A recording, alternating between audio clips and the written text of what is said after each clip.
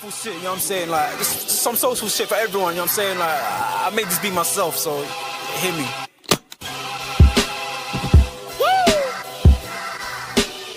I mean, like, we can put all that clown shit away. There's some real shit for you. I'm spazzing right now, so listen, let's go. Yeah.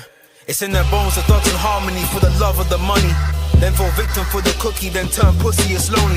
You said you hold it down when life get rough, we're here now, so show me. We move them losses to them wins. Heavy pounds, we make it ends meet. Converse with only few who make me feel like I be 10 feet. Good afternoon. Good afternoon, everyone, man. Hope everyone is blessed. Yes, I know it's unusual that I'll be doing a stream at this time of the day. Usually it's at 10 a.m., but unfortunately I was a little bit busy this morning, you know, getting that workout, you know, just trying to be the better person, you know, in my life, you know, trying to be a better man, you know, all that kind of good stuff. But look, guys, obviously I know Liverpool got a game, and I will be, I'm sure ENDZ has already set up the stream, so I will redirect to ENDZ's stream this evening, where we'll be doing he'll be doing the Newcastle or Liverpool versus Newcastle game, which is obviously tomorrow. So of course we'll be able to chop it up, all things Liverpool. But this afternoon, man, I just wanted to have some fun. Do you know what I mean? I feel like everything's so, you know, it's not even a like, and I'll ask En's his opinion, obviously, but he might want to talk about it a bit more later. Like right now, it's not really feel like a title race. You know what I mean? Like I don't know what's going on with these other teams.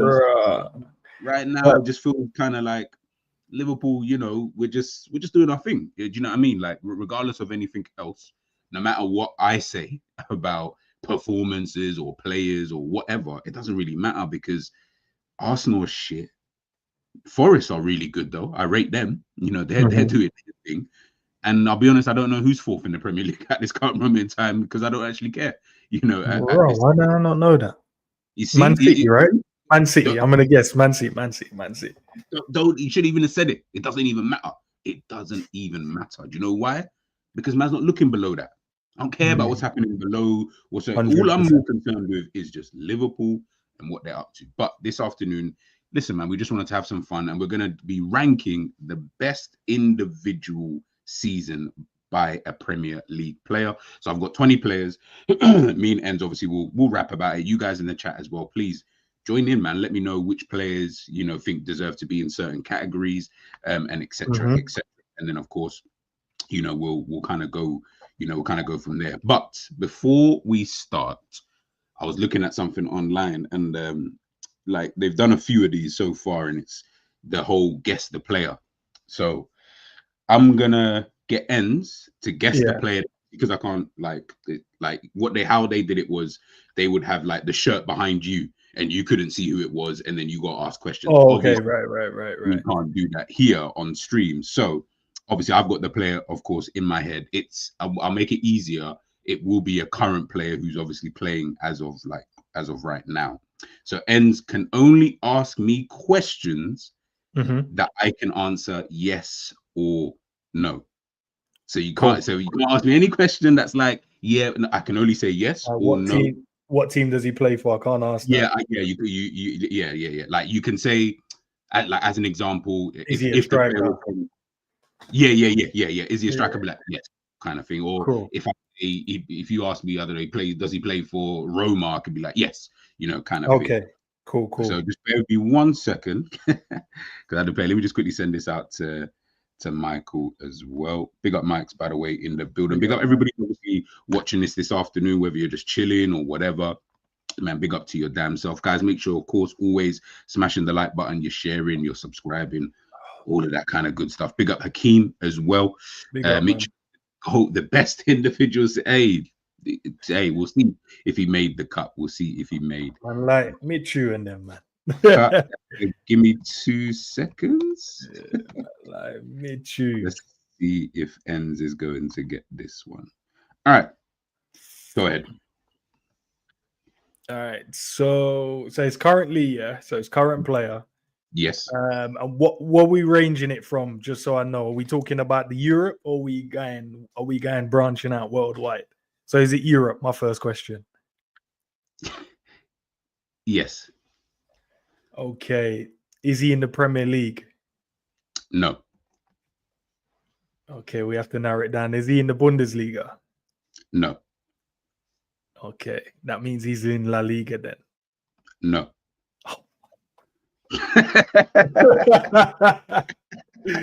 Okay, all right. Syria A. Oh, Yes. okay. Thinking about players that you watch and like. Is he established currently? Like, is he established? Is he like everyone knows him? Yes. Okay. Is he a young player? No. Is he closer to be like retiring? I can't answer that because I don't know what close to retiring is. Okay. Is he above 30? Yes. Okay. All right. Does he play for AC Milan? No. Oh, for fuck's sake. Who have you watched recently, bro? You know what I mean? Who you played? Yeah, I'm gonna go by Keem said, man. It has to be a Juve player. Is there a Juventus player? No. Oh, for fuck's sake. Big up Michael, bro. Do you know how many teams are in the Italian league, bro? Like, bro, I mean, you've narrowed it down quite well. Do you know what I mean? Yeah, no, we're in the Italian. We got there. And I know he's over 30. Mm-hmm. But that doesn't narrow it down. I've narrowed it. We're somewhere. At least we're somewhere. You know what I mean? Mike, you might have to help me with this, bro. Yeah, Mike, you please jump in. I've narrowed it down into the league. We know he's over 30. We know he's not at AC and we know he's not at Juve. And it's a current player. And he's a current player. Yeah. And he's over 30. Yeah. Does he play for Inter? Nope. You mentioned Roma earlier, so I'm just going to dive there and go Roma. Yeah. He's at Roma. Yeah. So he's at Roma. He's 30 or above 30. Is he a midfielder? No. Wait, are you sure he plays for Roma? Yep. Okay, He's because above 30. you got Dybala, Smordov, Matteo Sule, Kone, Mats Hummels, Mancini, Matt Hummels. I'm going to go. No, let's go Matt Hummels. Nope. Oh!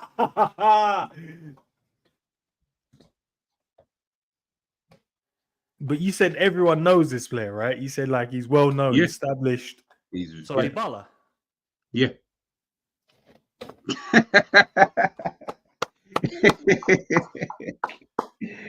Hey, you know what? To be fair, I thought it would have taken longer. Like in terms of even narrowing it down to the league. No, I'm gonna, because now Michael's joined in and obviously he was there to help you.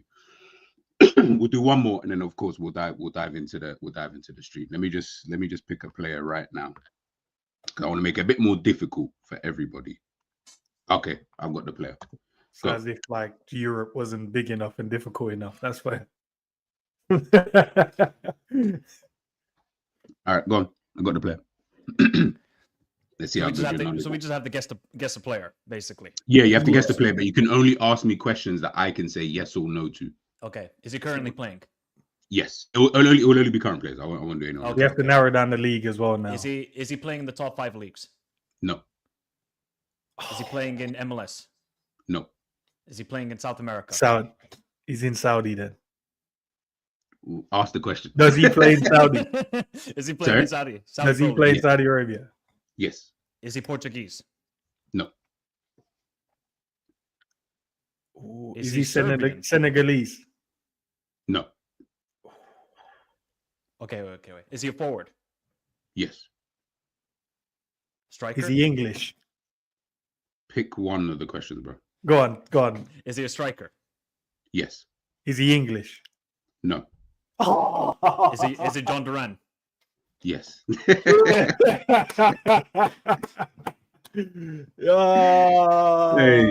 an easy way to eliminate everybody basically in Europe. Is just saying, do they play in the top 5 leagues? And it just eliminates all these players, basically. Otherwise, if you start going through like all the leagues, you end up just being. Because I swear to God, if G chose some Ecuadorian league player, I would have I would just crashed out, bro. For no I would have just picked 𝐷𝐁𝐶 on right there. No, man. Like I said, man, it was just a little bit of fun, and I'm gonna try to do that, like, you know, every kind of stream. You know what I mean? Just to let's get the brain working. Do you know what I mean? Get the brain working before we jump in. So obviously, big up Mike's obviously for jumping in this afternoon. Obviously, like I said, we're just ranking the best individual Premier League campaign from a player. So I'm going to show you guys the list of players that we have got up here. Let's make that a bit bigger because that is tiny. There we go. I don't know if you guys can see it. If I need to make it bigger, let me know. If I need to move everybody. Cool. So you can see here, obviously we've got the 4 categories. Top one obviously being GOATed season. So undeniable, like that was just amazing. I tried to do it in phrases because I felt like it was easier for me to convey the message that I was trying to get across, so you guys understood where I was coming from. Second one was, that was a mad season, like not goated, but that was a mad season kind of thing.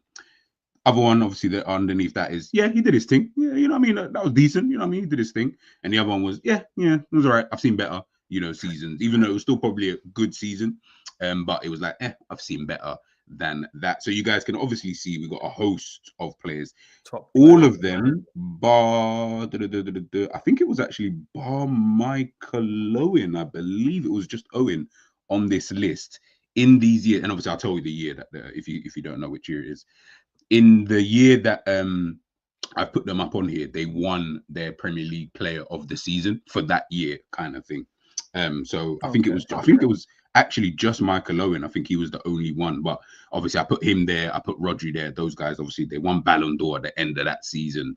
How you rate it, I don't really know. Of course, we'll go through stats, anything like that you guys wanted to, to ask, and we could just chop it up and then go down memory lane, man. So let's start off. We'll start off with Jamie Vardy. So this is the season that Leicester won the Premier League. He went, I think it was 11 games, I think he scored in a row. So obviously breaking Ruud van Nistelrooy's record at that time. Scored, I'll find it right now. Let me just double check. Do you know is that the goal against Mignolet as well? That was one of his best goals, that volley. Yeah. That was dumb. And just looking back at him, you just knew every game he was just going to score. You just knew. There was nothing you can do. Was it 𝐷𝐁𝐃 and Danny Drinkwater in the center of midfield? And you're just like, that's like an odd combination, but they just complemented each other so well. Mahrez on one side, and Albrighton doing what he does, bro. He's like James Milner, like an old young man who's just been around doing whatever. And who did they have? Was it 𝐒𝐷𝐀𝐃 they had as the backup striker? Yeah, 𝐒𝐷𝐀𝐃, yeah. Yeah, Jesus Christ, bro. Remember they had Mahrez on it was dumb. Mahrez on the right, cutting in kind of thing. As you said, obviously 𝐷𝐁𝐃 with Drink. It's so mad to think 𝐷𝐁𝐃 and Drinkwater midfield won the Premier League. And more what about the center? What about the center back pairing? That's Where's Morgan, bro? Morgan. So Jamie Vardy. Sorry. Oh, sorry. Go on, G. No. All I was going to say, just to add to it, Jamie Vardy scored 24 goals in that Premier League season. Just to let you know, by the way, anybody who disses Jamie Vardy, I promise you, this guy bags goals. Like, it is actually ridiculous the amount of goals he's actually scored for Leicester City. But yeah, he got 24 in that season alone. Nah, it's just the way he was playing in that season. You could just see, bro, like all types of goals. You would just, when you're just running off of confidence, you could just do whatever. The goal against us, that's when you just knew, like, this guy's running off extreme confidence. Let it drop and then just hit it. Like, no care in the world. That's what you want to do. And then, him slide tackling certain corner flags and stuff like that during certain seasons, man, just added to it, man. But yeah, Wes Morgan as well. Like him, after that, he became like the face of the Jamaican rum after that. Yeah, so after winning the Premier League. And that's just jokes. Was it, you said Robert Huth was at the back with him? Yeah, Robert Huth, bro. That is mental, Let me even find it. They had Fuchs at left back and Simpson at right back. Simpson, yeah, Danny, just do. Oh my gosh! And that team, I felt like they never got injured, and I felt like they just played every game. That whole starting 11 just played, and no one got injured. So this is one of the lineups that I can see here that they had for this game, for a game, right? Schmeichel in goal, as you say, Simpson at right back, Fuchs at left back, Huth and Morgan centre back, left mid, left wing, whatever you wanted to call it, Albrighton. Two centre mids you got is obviously Drinkwater and Kante. Mahrez on the right with Vardy and Okazaki up top. And as Savage said, rightly so, they finished seventh. Like they finished. I don't think people understand, for a team to go from near relegation to winning the Premier League the following season. They escaped relegation as well. That's yeah, bro. They escaped. Oh, it's mad. It's mad. It's to mad. go on never, to yeah, that's mental. I don't even know like what style of football they play. Like I'm looking back and going, how did they sit back in the low block? Did they? It just felt like they just played, didn't it? You couldn't outrun them. You couldn't outplay them. Like there was nothing you could offer that they didn't have. And it felt like they just assembled a perfect blend of players and a perfect playing style, and combined with no one getting injured. It just like unreal. Mahrez just killing people on the right hand side, and then Albrighton just legs. Yeah, and he just done the simple things well. I'll cross it when I need to cross it. I'll cut it back, whip it there. I'll keep it 1-2, and then you just add your goals here or there. And then the combination of just Kante just covering every ground and Drinkwater just finding these clever little passes in the midfield. Yeah, it's crazy, man. Like looking at that team, I don't know if that could ever happen again. Nah, I don't know if it can happen again, but Vardy. Where would you rate his season, man? He was excellent, obviously. I don't know if he won the Premier League Player of the Season that year. Actually, I'll double check. I think it was Kante or. Yeah, it might have actually been Kante. Can we put him? He did his thing. I don't know what. I think that was a mad season, bro. You see, look, when you say it, it sounds crazy, right? Yeah, because it felt like he just did his thing, like he was just on it. He just, you know what I mean? He scored 13 straight games. I think it was 13 straight games. He did 13. Van Nistelrooy's record. I remember when he scored that goal against. I think he broke it against Manchester United. I'm watching Tyler. I had to do the commentary for the game. Vardy, oh yes, or something like that, if I remember correctly. But no, it was Jamie Vardy, by the way. It was Jamie Vardy. Oh, it was Jamie Vardy. Yeah, well, there you go. So that was a mad season, and he got goals against I think every top team clubs as well. Scored against Arsenal. I don't think he scored against Manchester City away. I think it was only Mahrez and Morgan and Huth who scored in that matchup. But I mean, the dude scored a ridiculous goal against Liverpool. I think it was a mad season. You don't just do that for Leicester City when they just escaped relegation. And he wasn't. I don't think he was like even a starter for them the previous season. I think it was the Argentinian striker that they had. I think it was it Ueda or some name like that. So was it the one who used to play for Brighton? Yeah, that was the one that used to play for Brighton. Yeah. So he bounced back. Then he got the starting role because Claudio is just a genius of a manager. So I think it was a mad season. Nothing that will ever be replicated. Do you know what? Saying that because it's not going to be replicated, I think, throw him in there. Mad season, yeah? Yeah. That was a mad season. All right, let's go to Liverpool. Virgil van Dijk. So I've got him here for the 18-19 season. Obviously, Liverpool coming second in the Premier League in that season. 1 point off of Manchester City. I said ends of the snob. We got Savage every time, man. Obviously, like for me, I've never seen a level of a defender anyway perform to the way that he did. The guy came, what was it, second in the Ballon d'Or? Like, it's you guys can rap about it, but for me, it was just like you were so good that you only came second to Messi, and that's the only way you couldn't have won it is because you came second to the greatest player of our whole lifetime. Like you couldn't have come second to, like, no disrespect, but like Lewandowski or like them kind of, not that of course these guys are not goated, but like it had to be Messi. Like it just had to be Messi that you would come second to, at that period of time. And I felt like his first season, obviously when he come in halfway through and blah blah blah, but it was that 18-19 season. I said, bro, he even looked, obviously he's lost weight now, but bro, he even looked like Like, you know, you just look like a proper specimen. Like, bro, you're not getting past me today. Like, it's not happening. Matip, Gomez, I don't care who's in defense with me. I'm doing my thing. So much so that I'm coming second in the Ballon d'Or. That's how good he was, you know, for me anyway, you know, in that season. And that's why I had to put a defender in there. Because I said, nah, he deserves his flowers. I thought he was amazing, you know, that season. But I don't know what you guys obviously think about that. For me personally, bro, I think when you look back at that season, it was unreal. But it was crazy because you only looked at a couple of players and, you know, looking at them and going, that's a cheat code. Yeah. You know, Messi, you have him in your team, you just know what you're getting. Like, he brings up everyone's levels around him. Ronaldo, another cheat code. You just know what he's gonna do. And then Virgil, when he stepped in our defense, like looking back at what the defenders used to do, you know, and no disrespect to the rest of the guys, they did their part, you know, in their seasons, respectable seasons. But once Virgil went there, it honestly just felt like we went from a team that was and I don't know from a fan base standpoint how everyone felt, but I know how I felt. As soon as this man played his first game, I was like, yeah, I'm like this. I don't care who we put there now. Put anyone with him. I just know now you ain't scoring goals like how you used to. These games ain't gonna be 5-5s and, you know, 6-5s no more. It's gonna be, we can win 1-0 now. We can win 1-0. We can win 2-1. We can win 3-0. We can keep clean sheets, because I realize no one could get past this guy. Like, and when players are just looking at him going, nah, I can't be bothered.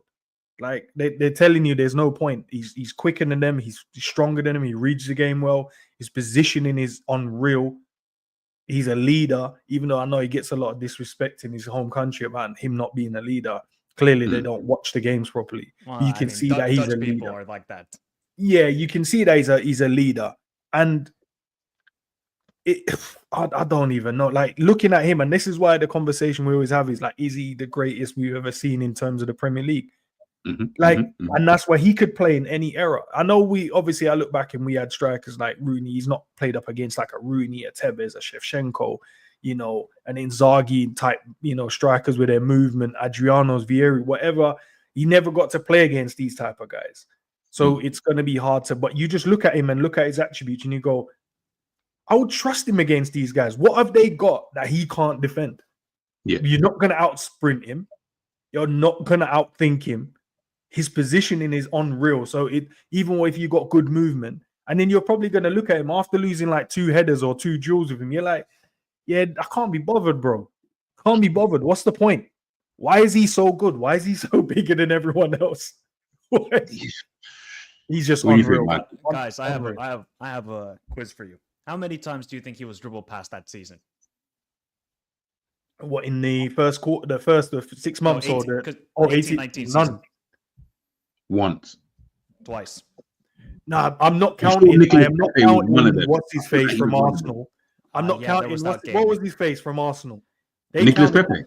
Yeah, no, that weren't, bro. He went next to him, run down the line, and Virgil just come around and covered. That's not dribbling past anyone.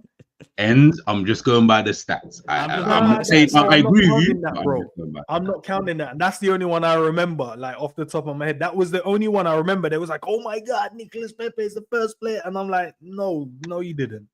No, you didn't. You kicked the ball and ran in a straight line, and Virgil just ran around and covered you. That's all it was. Sorry, man. That was an outburst. My bad.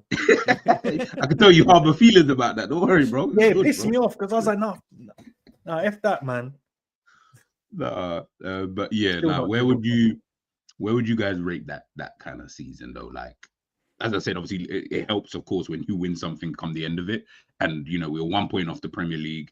I felt, to me, it's still Liverpool's best season as an overall, just because of how good I thought Liverpool were that season. And obviously he was definitely like a catalyst, in my opinion, you know, for that anyway. But yeah, how did you guys see that? Yeah, throw him in GOAT season. That's where I'm putting him. That's my answer. Sorry, go on, man. Oh, that's a tough one. Because I still got to respect what Chelsea did. And was it 04, 05, or 03, 04, where they only conceded 13 goals, 15 goals? You got to respect Carvalho and Terry, what they did that year. Of course, maybe it's more as a unit that they were so good defensively, and maybe Jose's tactics. They were just, nobody could get past that Chelsea team.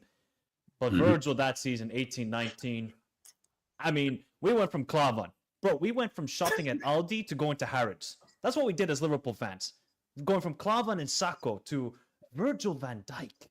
That's just impeccableness right there. You just see Virgil, you're like Ed said, we got calm here. All we just need is our forwards to score goals and Hendo running around doing his thing. Virgil that season was amazing. Would I put a GOAT season though? I feel like you got to win something. I'm sorry. But he did. We did. Yeah, but not the Premier League. This is Premier League, right? Is this Premier League? Very true. You know what? You're 100% correct. We didn't win. It was only a point off though, man. You know, you can't knock him for that. That's a point off, and you still collected a major. I know, but this is Premier League campaign. If this was like for an entire season, fair enough. Yeah. Although the game away to Barcelona, that wasn't great from Virgil. But overall, defensively, Liverpool were pretty shaky that day because it could have been 4 or 5-0. We could have scored 4 or 5 ourselves that day as well. We could have as well. I would just go Matt season. It's in the buffer between GOATs and Matt season. You have to decide it then, G, bro. Yeah, you got to decide it. All right.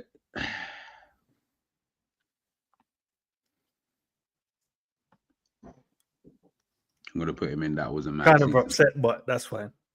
No, you know what it is, right? No, you don't have to explain it, bro. That's fine. No, and I'm going to explain it because I don't want you to, harbor any feelings later on. Down the line. 3 streams later, ENDZ is going to use this against me somewhere. So I'm saying the reason why is just more because, as Michael said, I know we were a point off, but we didn't win the Premier League. He was obviously the best defender in the world, let alone the Premier League at that moment in time. But yeah, I just felt like GOATed season.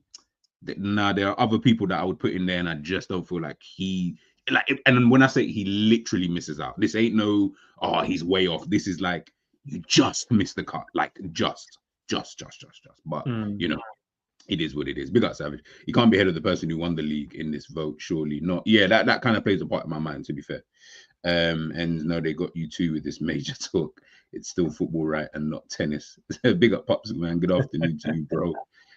Surely, hey, they put Vardy there. I'm going with what the general consensus said in it, so I can't really remember. Listen, as a team, they won a major in it, but we're talking about their actual season themselves, in it. So yeah, the trophy, that's the team, and they were a part of that team. That's fine, but we're talking about their actual individual season and how well they played. Yeah. All right, let's go to let's go Yaya Toure. Yaya Toure. What, 13-14? Oh my god. No, but cheat code, bro. That's a cheat code. Cheat code, bro. Oh my god. Some of the goals he scored in that season were actually insanity. Because that was like the first that was the first season, at least in Finland, where I watched like almost all the Premier League games because finally was allowed to show in Finland. I was looking at this guy, Yaya Toure, and I was like, this guy can't be real. Do you guys remember what he was at Barcelona? More of a DM, sometimes played centre back. Centre back, yeah. That was Pep's fault, though, man. Pep was mugging him off sometimes. Yeah, man. He was. Obviously, with the birthday cakes and all that sort of shit as well. But oh, he did, G. He sold him as well. He sold. And my thing, you know what? Yeah, like I always think back to that period of time, right? Because I used to think when he was at Barcelona, sometimes I used to think, why doesn't he play? But obviously, he was like that turned out to be a good thing that he didn't play anyway. Because the reality is, he had Sergio Busquets in the wings with Xavi and Iniesta, and that midfield wouldn't have worked, in my opinion, with Yaya Toure being in there. Because I don't think he would have done what Busquets done in that time. That's not to say either or is better. It's just the job that they were asked to do at Barca. I just don't think. Yeah, bro, look what Donny was top goal scorer or something like that in that. Like, the guy was scoring mad goals. Like, sorry, G, they're not winning that league without Yaya Toure, and that's a fact. Who? Man City, they're not winning that. Oh yeah. That's what I'm saying. Yeah. No, I agree. The dude was he was a one-man machine in that midfield. I can't even name you the other midfielders. Is it David Silva and James? Is that it? I don't even remember what they were doing. Or was it Fernandinho? I actually don't think it was Fernandinho. Maybe it was. But see, that's all I need to know. Yaya Toure ran the entire midfield. I don't think he had a great game at Anfield when Coutinho scored that last-minute winner. I don't remember seeing that much impact from Yaya. It was more James Milner, who was, I think he came off the bench in that halftime of that matchup. But yeah, I mean, nobody So can stop him. This was Manchester City's team, yeah. Like this is the game they played against Chelsea, just so that you guys know context. In goal we had Joe Hart. Right back we had Zabaleta. If you hear the centre backs, you'll cry. This is against Chelsea. And Richards, Michael Richards. Left back they had Glishi. Left mid or left wing, whatever it's called, you had David Silva. Midfield two of Fernandinho and Yaya Toure. Right mid, oh my god, right mid they had Navas, and then up front Negredo. With Aguero. He scored some mad goals that season. I remember he scored some mad goals. Mike, you're right though. In terms of he didn't play well against us, but I think our game plan was to stop him. Every time he got into our he got on the ball, we rushed him in midfield. Henderson he couldn't play his natural. Henderson. But you remember, Henderson was But you remember, like, when people were trying to just like grab his ankle and he was just running by people like they didn't exist, and he was just brushing people off, and even like the free kicks he scored that season as well. But he was just every type of goal, volleys, free kicks, winners, like, and he was just jogging around. And I'm just like, this shouldn't be happening. Like, this shouldn't be what should be taking place. That would be crazy. Like if they had like the cheat code of Virgil and him, and then I don't know, like a Messi or something. That's just cheat codes in different. But yeah, Yaya Toure, unreal player, man. You're right. I think it's probably good that it didn't work out at Barcelona for him. But then he came to the Premier League and did his thing, man. He was just bigger and stronger than everyone and faster than everyone. It felt at times he just looked easy, like he little broed a lot of players. He's just like, I'll drop the shoulder here, and then you try and he'll just brush you off and then just run by you. And you're just like, bro, why is he so taller than everyone? Like, talk about specimen. He was one of them. In that season, he scored his best ever season in football. He scored 20 Premier League goals, 24 in all competitions. He was mad. From midfield, you know. From midfield. He scored centre mid.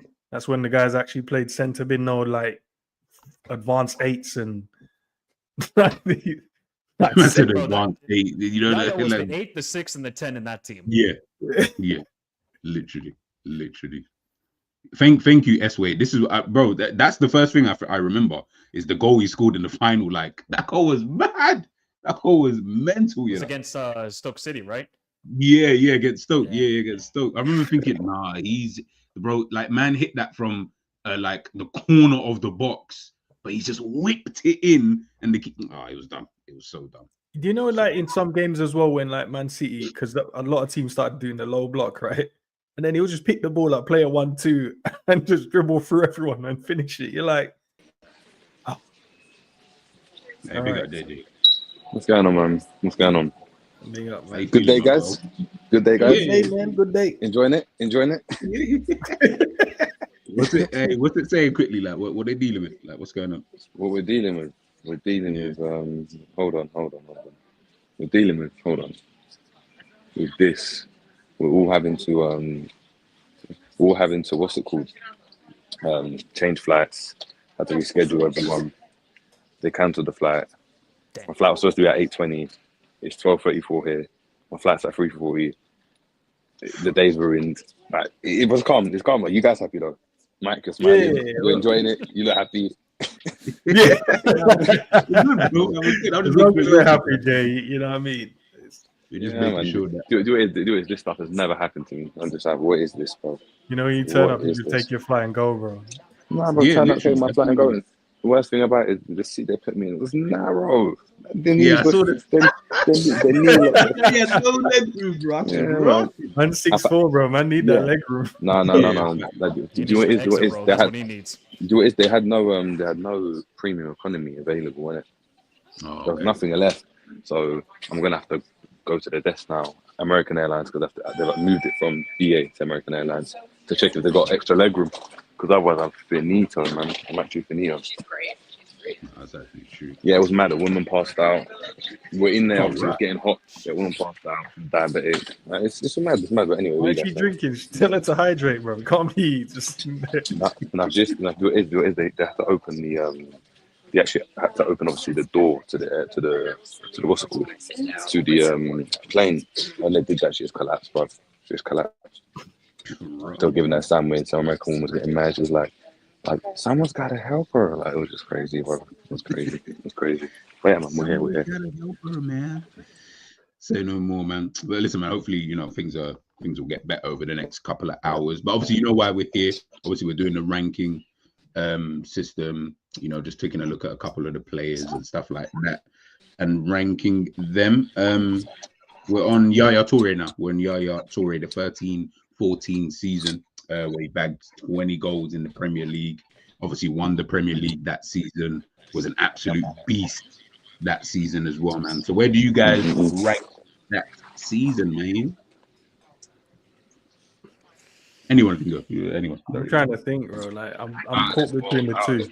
Out of this world, best for me, best midfield performance of all time in the Prem. That's what I would say. In terms of goals, in terms of what he won, in terms of being clutch, like we've never seen a midfielder do that in the way he did it, in my opinion. None more than that did that. Wait, not the way Kolo Toure was doing it. Not the way Kolo Toure done it. Free kicks. Yeah, Yaya Toure, not Kolo. Like that goal he scored against Aston Villa when he's run through the whole team, bullied man. He's slotted. No. Stop. It was too easy. That was a season when you looked at it and you're like, oh, this is actually too easy for him. This is too easy. Like, that was. Yeah, exactly. I've never seen that from anyone. Like, it's always been a battle, man. Out grafting, Gerrard trying hard, but he was just running through them like we was playing with the under 13s and he's an under 17. It was ridiculous. It was ridiculous, man. It was ridiculous, man. Like when I watched that for me was like, yeah, man, that's me. That's gotta be me. That was like I was never looking at Lampard saying, yeah, I want to be a Lampard. You know what I mean? For me, that was top. Hey, God, you sold me, bro. Throw him in there, bro. GOAT season, bro. Throw him up there. Gonna go with the general consensus. Don't know which category you would have put him in, Mike, but put him GOAT season. The only other midfielder season where I would say it was top was Cesc Fabregas in I think 14-15. I thought Cesc was fantastic that year, but obviously we're in two different styles. Was box to box, but Cesc was just pure, just an artist that season, just the passing and everything. So, but is it the one when he came on with the hamstring injury and then came off? He came on, scored and assisted, and then came back. Goal that Chelsea scored that season where Cesc played that ball over the top of their Andre's shoulder. That season. But do you know what it is with Yaya though? Do you know what it is with Yaya? Like Fabregas, 100%. But you know when Yaya was doing everything, like he was taking set pieces, he was running through players, he was snapping it weak foot into the top corner. He was playing the through balls, the passes he was playing. It was actually ridiculous. Like you couldn't stop him. But Fabregas was unreal that season. Obviously, I don't know if you've spoken about him already, but he was top. No. Top. He's not even the list. Guys, I can only pick 20 people. I can only pick 20 people. Like he just didn't make it. Fabregas, bro. That's crazy. Still, I can only pick 20. I didn't want to have too many of one thing, and I was trying to think of other players to throw in there. And I was don't worry about these lot, man. It's fine. Don't worry. It's fine. All right, let's move on. Hazard, 14-15 season. Jesus Christ. This is when many. Do you think that was his best season? Yeah. That was from everything. 18-19, I thought Hazard was better. 18-19, Hazard was smoking everybody. It's just that Chelsea were not as good as a team. I thought Hazard was really carrying them, and G left. See, I told G to F off, and he listened. Now he's coming back. 18-19 though, I thought that was his best season. I don't know what you think, Ens. I always think of like the way he played in it, and it's not even. I can't even think of any player I could like measure him up against. But honestly, Hazard was one of those players you just knew. Give him the ball, you're gonna get entertainment. You're gonna have that joy. You're gonna have great goals. You're gonna have just an outright footballer on the football pitch, just doing whatever he wanted to kind of do. The only way to stop him, you had to foul him, and even then, he mastered the art. I remember him doing, I think it was like an interview, and he was speaking about like the way he attacks players and the way when he's shielding the ball, what he does so he can bypass their tackle. And then I was just watching him, the way he just skips and he'll hold the ball up. You think you're gonna dive in, and he'll do that. Remember that little dummy he used to have, and then drop the shoulder and go around you the opposite side, and you couldn't do nothing about it. Absolutely unreal. He scored clutch goals, left foot, right foot, and he was just unreal, man. Unreal skills for days. It was a joy to watch, but he wasn't your player to enjoying it. Like the Chelsea fans must have just loved it. Because you know what I mean, we apart from when we had like Coutinho, that was my joy of watching a player just doppy players for fun. But honestly, man, top player. He just didn't last as long as you'd want him to, because obviously he just, I don't know what happened to him. Went Madrid and then just gave up on football. But honestly, sick, bro. I wish he came to us. What we met when he left Lille, and what did he say? I'm going to join the winners of the Champions League. Yeah, because it was when he left. Who was in that final? Was it Chelsea and something? Who was it? Chelsea United. Chelsea United, yeah. Chelsea United. And he's just like, yeah, I'm the. And then once he joined, you're just like, all right. Can he do it in the Premier League though? He didn't have like the stature, and then once he started playing, he was just like, okay, fair enough. He was the best player. He won player of the season that season in the Premier League for the 14-15 season. Who is this? Is this Hazard? Hazard, yeah. Yeah, Hazard in the 14-15 season. I think I kind of agree with what you're saying, Michael, but on the flip side, like that season for me, as you say, because Chelsea were like kind of deadish at that point, not deadish, but like they just weren't as good as they were. He was such a catalyst in that 14-15 season when they still had ballers. Like their team, when you go through it, is like still got mad ballers in there. I can't remember if they won the Premier League. Yeah, they did. Season. Yeah, and he was the cat. Like he was like the way I look at Salah now. That's the same way I look at Hazard, and he ain't even getting nowhere near the amount of goals that Salah's getting, and that tells you exactly the kind of impact. The guy was just clutch, and some of the things he was doing in that season, I just felt like, fucking hell, bro. Like this guy is like a young Messi, but just different with it. Like it's just there's a difference in the way he kind of does things. But yeah, like from what I saw, and then I saw some polls, they named that his best season at Chelsea, and 18-19 I actually think it was third. I think they put something else second. Can't remember what it was. But probably yeah, 16-17. Maybe I think I just remember looking at the poll, and it had, when I was looking at like the Chelsea I went on some Chelsea site, and it had this season number one, 18-19 was there, but I'm sure it was third. There was something in the middle. I just can't remember what year it was. But maybe it's recency bias, but I thought 18-19. I thought he was. No, he did cook. Was cooking. He was cooking. Because in 14-15, he at least had Costa with him, so he could play off Diego Costa, and that really worked out the partnership. But who was he with 18-19? Tammy Abraham. yeah. I can't even remember the striker for Chelsea in 18-19. But you know what? Yeah, I always think about this, right? And you'll see. Obviously, you guys can see on the list, right? I've got Gerrard on there, right? But there's a reason why I didn't put Gerrard in the early years, because a part of me was also thinking, like, like with most of these guys, bar maybe Vardy, because he obviously played for Leicester City. Most of these guys, they were the best in teams that had mad players. Like you just have ballers little around the entire team, but they were the ones kind of thing, as opposed to like, I could have put Gerrard in there, but then I thought, yeah, but like you were just the best anyway, because we had a shit team. So I don't know how much I weigh that over other people's seasons, where I'm like, I feel like it's harder to be the best when you're in a good team already. Like for you to stand out in a team that's already good, already at the top, I feel like it's more difficult than to do it in a team where, brother, you're the best player and it's not close. Like there's no one even remotely close to you, kind of thing. But that's not to take away from Steven Gerrard, obviously. But yeah. Yeah, where would you? Season. It's I think I'll go. He did his thing. I would kind of go between there. I think he did his thing. That's all good. That's all. Did you ever think that his brother was going to be better than him? No. Yes.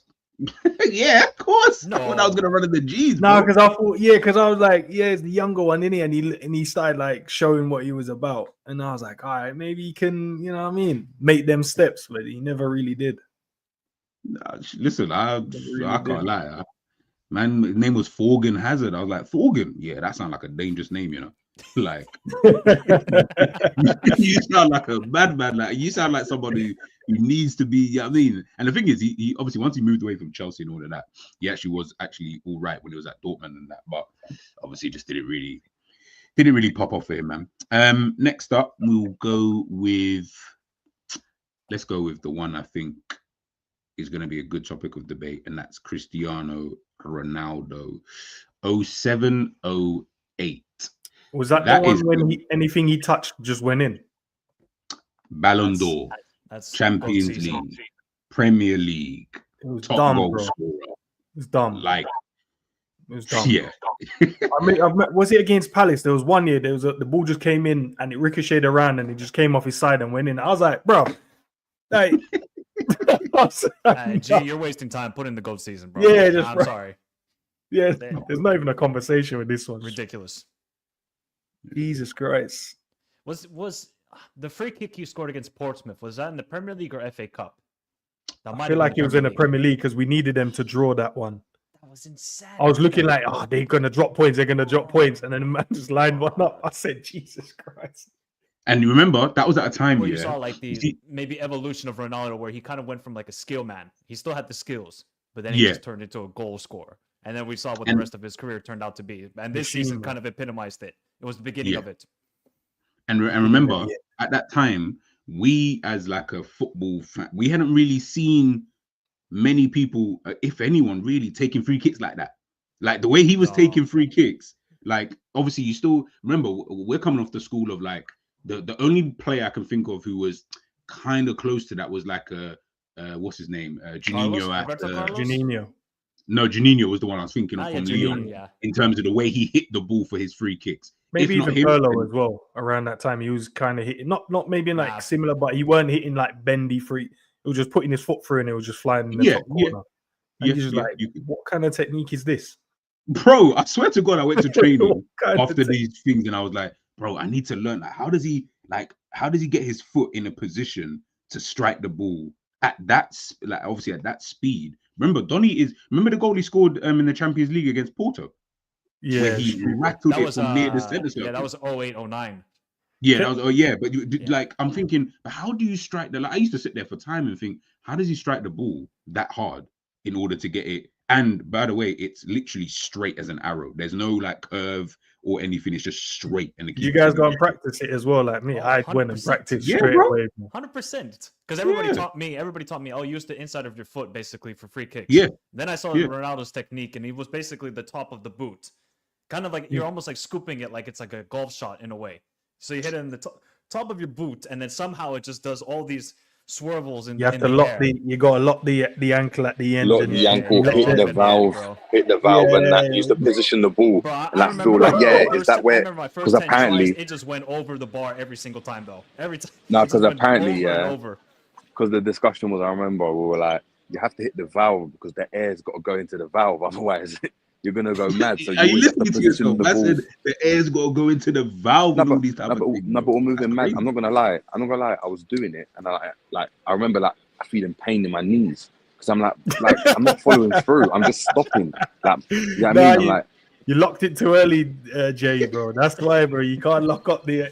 Nah, but listen, when I was locking it up early, that's when it was flying in. But I was like, I can't do this. My knees are hurting. Lo and behold, I'm not playing anymore. I'm going to tell you something.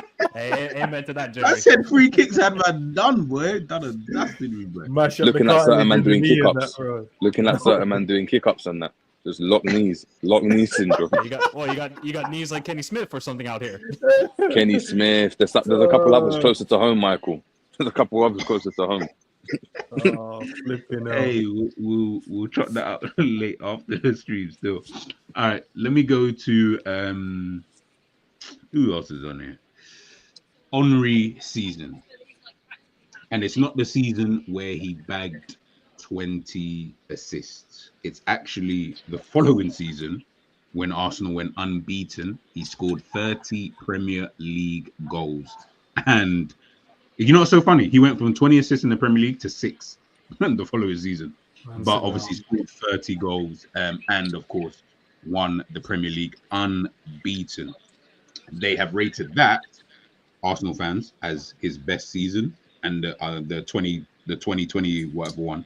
That's his second best season.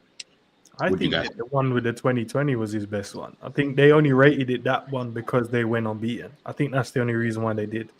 But to be fair, they didn't win the league that season that he got the 20 assists, to be fair, if it was Manchester United.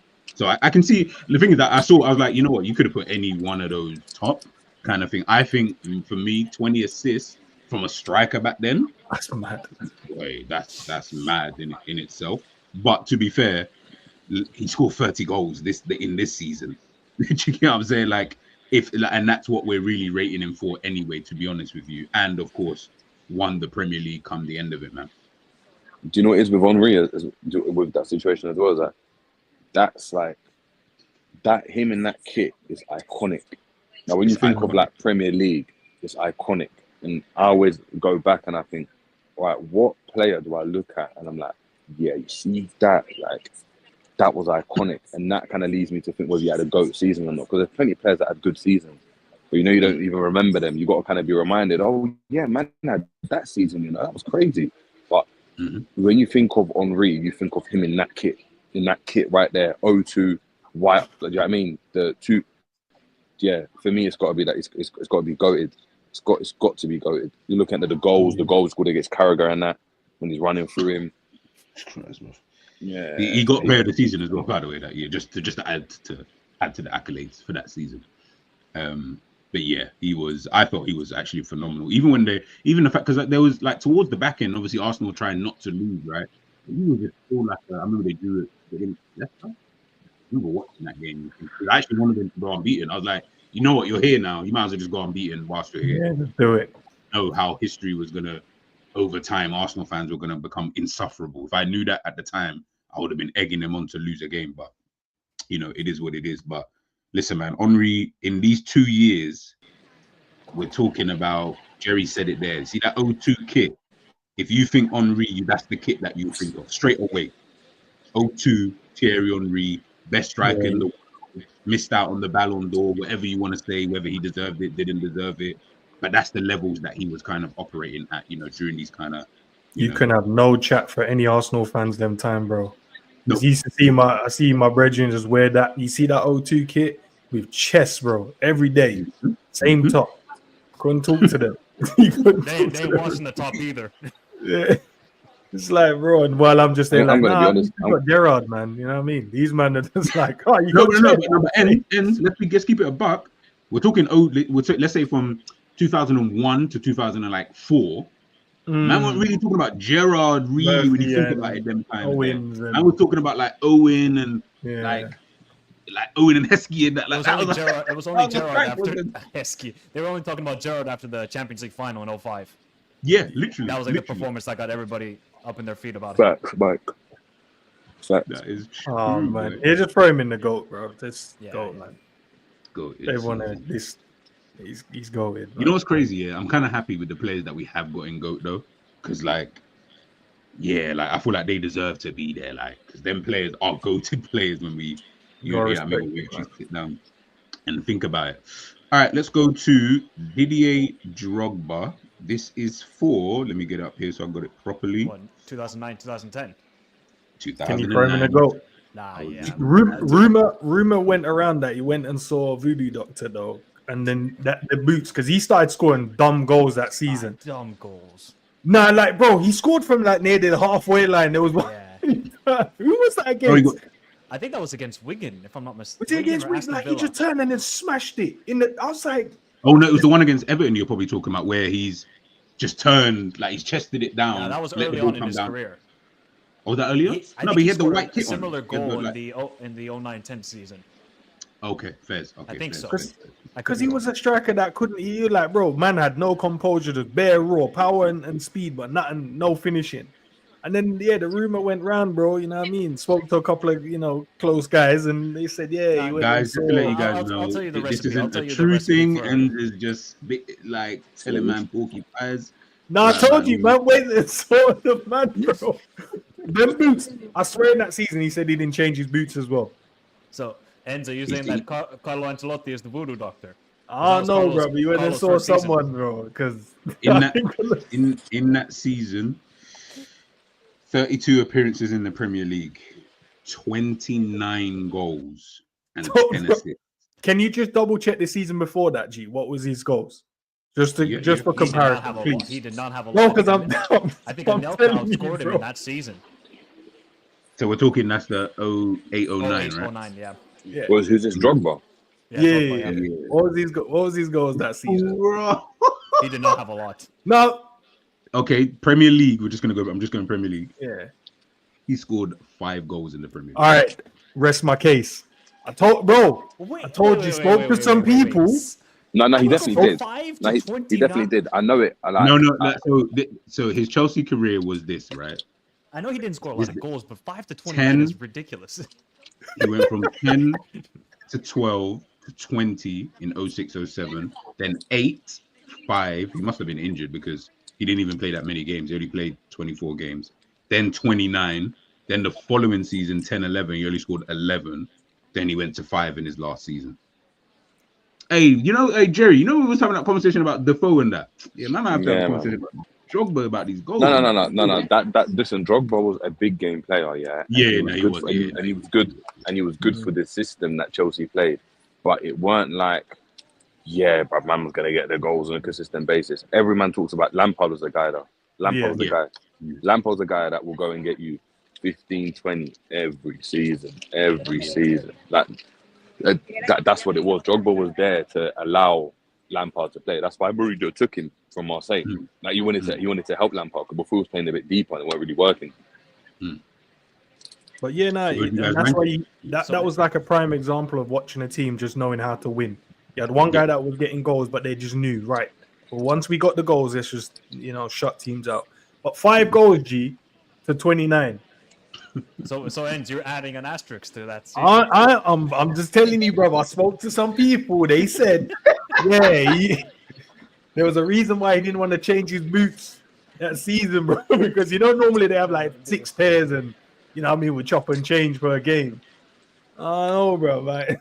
It is mad though. You can go from 5 to 20. That's like 5 to 20, a mad fun, bro. How much? Like that's like bearing in mind that's like Nunes going from 10 20. goals to like 40, bro. Like that's Do you know what I mean? You're like, how did you improve that good in one season? In one season, I'm telling you, bro, it was Carlo. Remember the type of goals he was scoring as well, bro. Yeah, like they weren't normal goals. They weren't like tap-ins or a little bit of composure. Everything this man was hitting, bro, he was flying in the goal. From any angle, he was scoring mad free kicks as well. Like it was dumb. It was actually he started doing the knuckle thing as well. I'm like, what? He saw Cristiano doing it. He said, "Watch this. Let me just add more power to it." Real talk. How far would you guys go then? Mad season? Yeah, put him there. Did he win the player of the season that year as well? Sure. Let me double check. In the season we're talking about. If so, then I'll put him in. It was a mad season. No, he didn't. Who won it? Wayne Rooney. 29 goals, bro. They won the Prem, and Wayne Rooney won the. Brother, like in my head, I'm thinking Rooney get that season, but we're gonna come to Rooney in a sec anyway, because I don't even think that was goals, and Chelsea won the league that season, right? Chelsea won that season. Yeah, did. Yeah, he won the Premier League, FA Cup, and the something else. And okay, all right, match fixing. We hear it, bro. Match fixing. Didn't get player of the season. That's crazy. I'll put him there. I don't know what the other guys. What did Lampard get that season in terms of goals and assists? Can you just check? I reckon he got like 25 goals and 18 assists or something, or 15 assists. Yeah, if he was, that's what I'm saying. If Lampard was better than him, then it's just out. I'm going 24 goals, like 18 or 15. Are you talking all competition or you just want Premier League? Just Premier League's fine. Oh my days, fucking hell. Lampard got 22 goals and 16 assists. Yeah, see, he was the better player in the team. Man got 29 goals, but how many assists? 16. 10. Got 10. 10 got 10. 10 assists. Drogba got 10 assists. Jerry, bro. 20. Okay, take it back then. Fair enough. He got 10 assists. He got 6 less assists. That's what I'm saying. It's not even like it was a mad jump. Like 6 less. Yeah, that's mad though, man. Lampard got 22 goals. Bear in mind, Jerry, bro. Remember, we're talking about 5 goals the season before that. That's what we're talking about. Yeah, and that's the difference in it. That's why they won the league. There's another man that was consistent. It's the equivalent of like, imagine Liverpool struggling, but Salah getting his numbers, and all of a sudden Nunes gets 30 goals, and you win the league because of it. It's like, duh. Yeah, Salah's always been doing his thing, but my man got his goals. So yeah, I hear it. All right, let's move on. I think I did have Rooney. I'm just trying to. Oh, you know, we'll go to another one first. Gareth Bale, 2012-2013 season. The year that made everybody say, yep, he should go to Real Madrid after this. 33 games, 21 goals, 4 assists. That's And when he got Player of the Year that year as well. That's when he was just quicker and more powerful than everyone, innit? But some of the mad goals he scored. I remember the final match day. I think he scored a mad goal where he just cut in, just like Robin against Sunderland to get them Champions League football. Was that the same season, Mike, when he hit the left-footed volley from the back post? No, I think that was earlier on in his career. There's one. Remember the Luke Cole one? He just the West Ham goal. You remember that? Oh, one? the West Ham goal was mad. I remember that goal very, very clearly because it was against the Finnish goalkeeper 𝐒𝐔𝐁𝐒.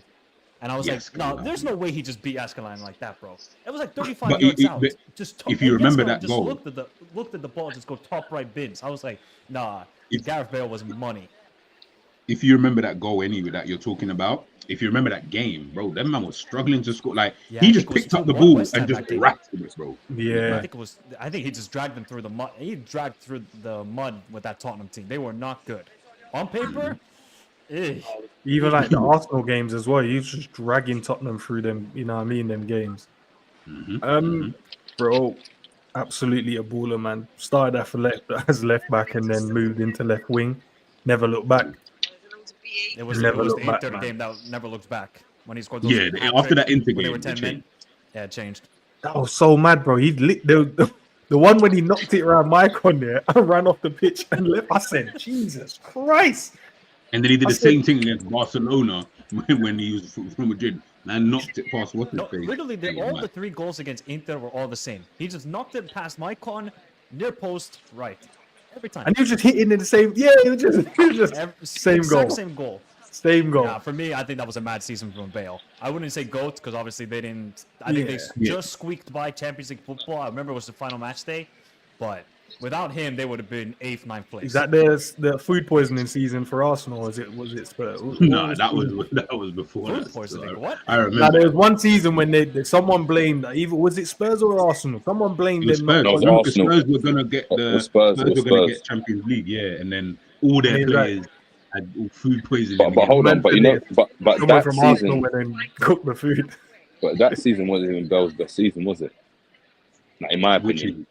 You mean like in his career or for Tottenham? No, for Tottenham, because that wasn't the season. That season he didn't. He had one more season and then went to Real Madrid, didn't he? No, that was his last season. Then he went. That was his last season, I think. This was his last season. No, it wasn't the Maicon. It wasn't the Maicon goal. No, the Maicon.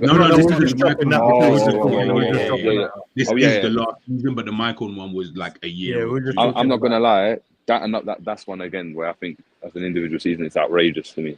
It might even be like since it's like do you know what I mean? Since like top, because I remember him getting the ball from outside the box and we're just wrapping it top corner, slapping it top bins every game.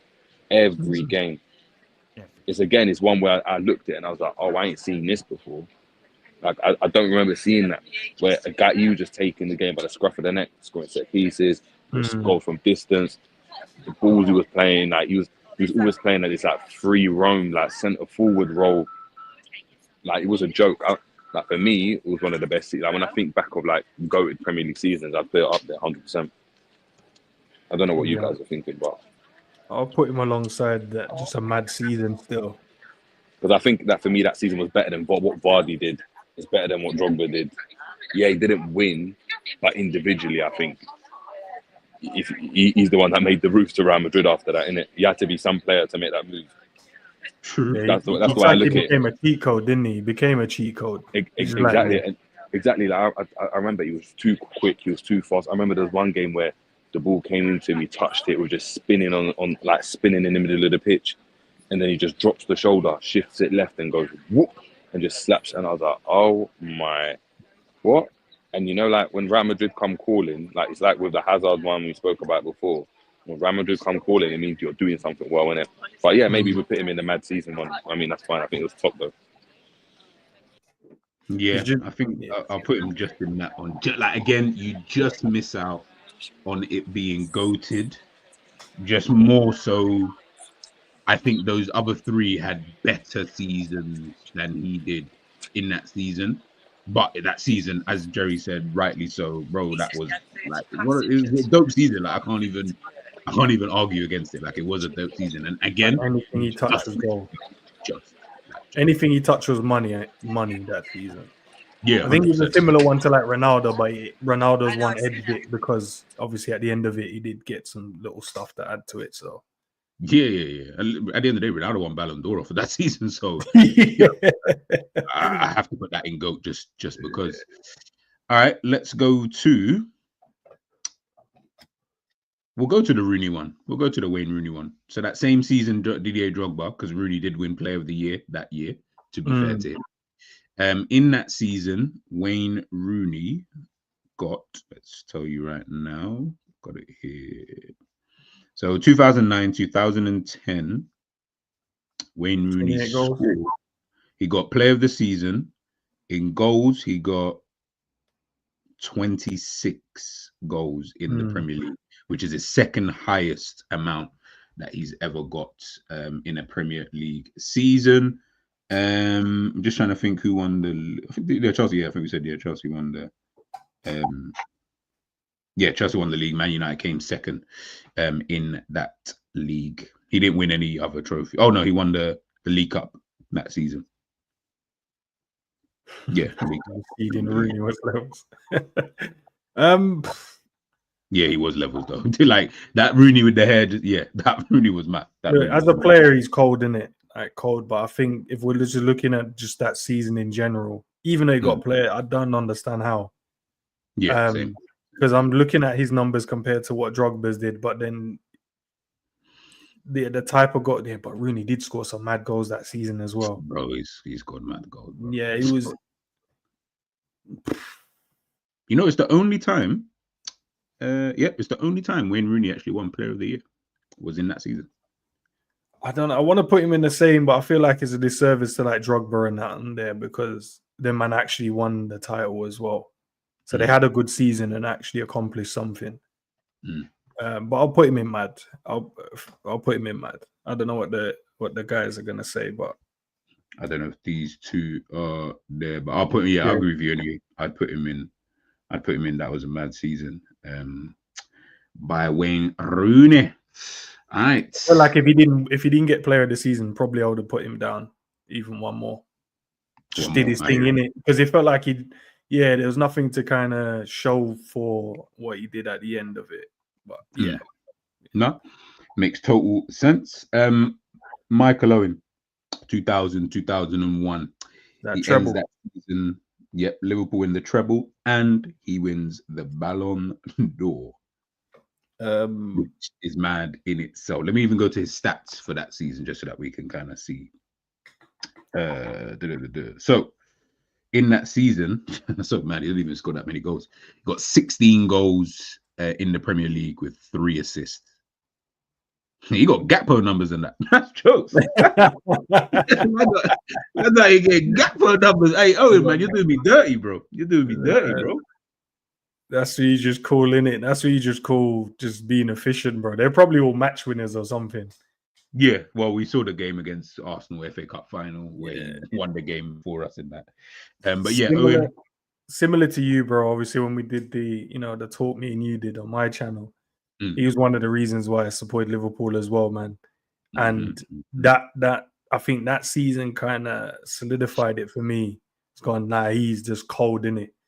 He's just cold, man. He was just one of those players you couldn't leave unmarked at the game or just thought you're going to have an easy game because at any moment, this brother would just pop up and score a goal. He had so much, bro. He had so much speed. Like the level of finishing this brother had was unreal at times. You know, the level of calmness, the type of finishing as well, the movement. Yeah, I think at the end of that, you win in the treble, bro. He has to go up there in the goated one. I know his numbers didn't kind of show that, but just an individual performance in the final. Was it the FA or was it the League Cup? The individual, both. yeah. So individual performance in that one against Arsenal just shows in it. You're losing a game, no chance, or you're getting battered in the game, and then this brother Bro, just goes battered in the game, bro. And then his brother goes, "Nah, I'm good still. Just give me the ball, man." Nah, I hear. I'm just looking, just so that people understand the levels of Michael Owen around this time, because you know we always talk about, and I say this, he's the original wonder kid for a reason, right? You need to understand, one, when you listen to other people talk about Michael Owen, they'll tell you anyway, like he was the best in his age group and the years above him anyway, kind of thing. He was already touching like as good as senior level at like the age of 14, 15 anyway. It was just obviously he's not fully developed as an adult and stuff like that at that age. So him getting his debut so young, it made total sense. This was the Ballon d'Or top 10 list. Owen 1, Raul, Olivier Kahn, David Beckham, Totti, Luis Figo, Rivaldo, Shevchenko, Thierry Henry, Zinedine Zidane, and then it's got Lizarazu, Trezeguet. Blood, Trezzy. I like Trezzy, blood. Henrik Larsson's in there, Nesta's in there, Juan Sebastian Veron, Crespo, Mendieta, Carlos, bro. Like, yeah, and Michael Owen came up number 1. Yeah, just throw him in a goal, man. Goat he came out number 1. I don't think numbers weren't that great in terms. Was it 16 goals, 4 assists? But they won. He won the treble, bro. Like he won 3 trophies in it as well, and he was a big factor in winning most of these games. So. And even in that season, anyway, let's so we get we can find out where Liverpool actually finished in that season. I'm just trying to find it. And we'll just cup team, bro. I feel like we finished third. I feel like we finished 3rd in that season. The original cup team. Yeah, that's all I knew Liverpool as, was just like, yeah, we were just a cup team, and we know we weren't winning the title with Man United and then Man they're around, but one thing we could do is win a cup. Brother, it's mad, yeah. So Owen got in that season got 24 goals in all comps, 16 obviously in the league, FA Cup winners, League Cup winners, UEFA Cup winners, 3rd in the Premier League. That was a fucking good season, you know. Like, I can't lie, that was a good season from Liverpool still. That's the kind of thing that I'll look at, yeah, and like in today's day and age and be like, nah, if you do that, then do you get what I'm trying to say? I would rate it more than if you just went out, won a League Cup, and then finished 3rd or something, and I'll be like, yeah, that's like okay. But for you to win all the other trophies and you just missed out on one, or I say just, but we didn't come 1st in the other one, like, do you get what I'm saying? Big up Savage, he's saying it just shows how much the GA thing has affected football, because watching these seasons, some of them were absolute levels. 100%. PS, I feel man just disrespected that Rooney season. But I digress. No, I didn't. Like, I thought that, bro, like, wasn't that the Rooney season that he got put onto the cover of FIFA? I think it's happened twice. There was one when he was younger than this, but when there another, I'll see if I can find it. Savage, you'll definitely know better than me. Let me double check.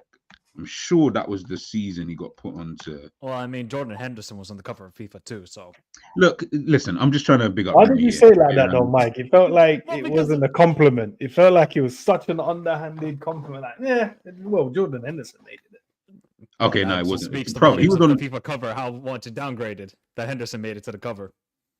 He was on FIFA 06 with Ronaldinho. I remember that Ronaldinho and Ronaldinho fucking Rooney, you know, crazy. Yes, look, FIFA 10. Well, from what they got here anyway, it says FIFA 10. Yeah, with the T90 on it, them T90 boots was cold, man. The T90 boots. T90 boots. T90 lasers, bro. Nah, Enchuka. Yeah, that's because ENDZ. No, but it was within comparison to Drogba as well, innit? So I didn't like it that he won the player of the season when I was like, well, Drogba was better, innit? Nah, I hear it. All right. Let's go to this one. This one I think is going to be very interesting. Suarez. You already know what season it is. We don't need to ask which one. Where do you even rank that type of season, bro? That was cheat code season. Didn't he not miss like the first 10 games as well? Yeah, because he was suspended. Because he was suspended. Yeah, for... you got maybe just throw him in the goal, bro. Because I'm gonna just throw you a stat ends. He didn't score a single goal against the top 6.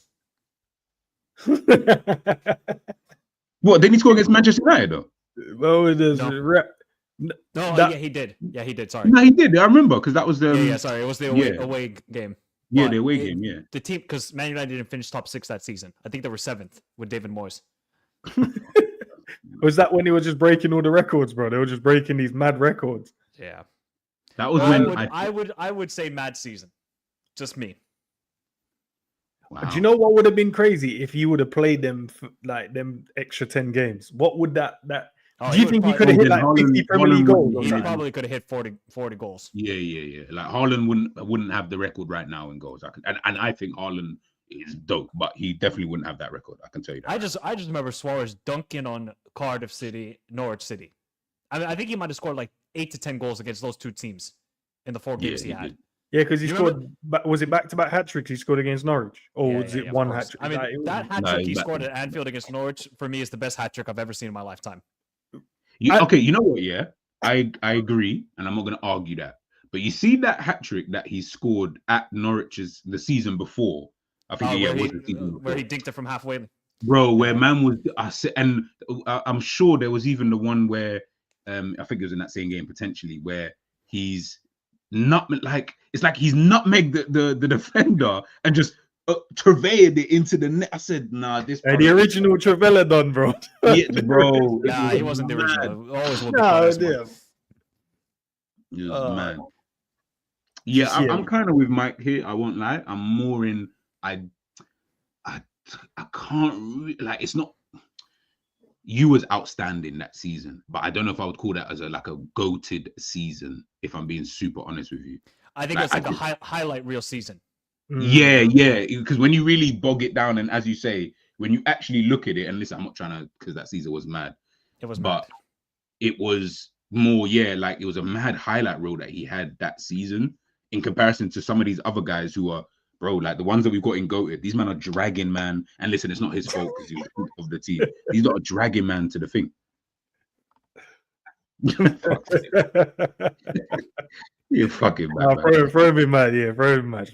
Not trying to upset the ancestors and that. Do you guys remember that one goal he scored against Cardiff City where he scored it from outside the box with a header? I've never seen a header goal like that. He nearly scored from further out against Arsenal as well. He hit the crossbar. That's probably the best non-goal I've ever seen. That was insanity. And how did Kolo Toure miss, by the way? Oh, don't get me started. Why do I feel like it was Sturridge there as well? Was it Kolo that missed from? It was Kolo. It was Kolo. Man, we were 4-0 up after 20 minutes. Oh, that's when Liverpool, them days were good. You remember them first 20 minutes in games? Jesus Christ. No, that was the most entertaining team, I think, with Liverpool. We were a calamity defensively, but going forward, oh, man, we could score. We could score whenever, bro. We could literally score whenever. All right, let's go to... what seasons have we got here that we can go to? Haaland's first season in the Premier League. Yeah, throw him in goal, man. Go. Breaks the Premier League record. Throw him in goal, bro. Just throw him in goal. Remember, some man said he wouldn't get 10 or 15 goals. Yeah, I remember. I don't know where they're at now, boys. Because we're live on YouTube. I'm not gonna do that. I'm not gonna throw people under the bus. But man, max 15 goals. Okay, cool. All right. No, you can say it. Wasn't it that Rory guy from the Chelsea?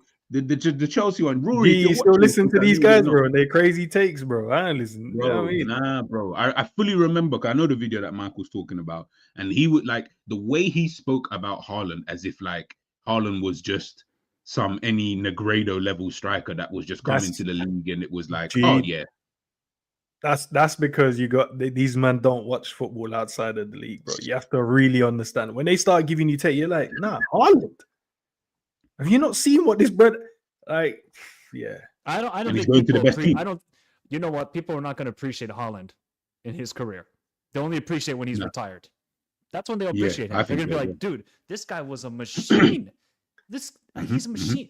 I don't know if you guys remember. Remember in the U20 World Cup, he scored 8 goals in one game. 8.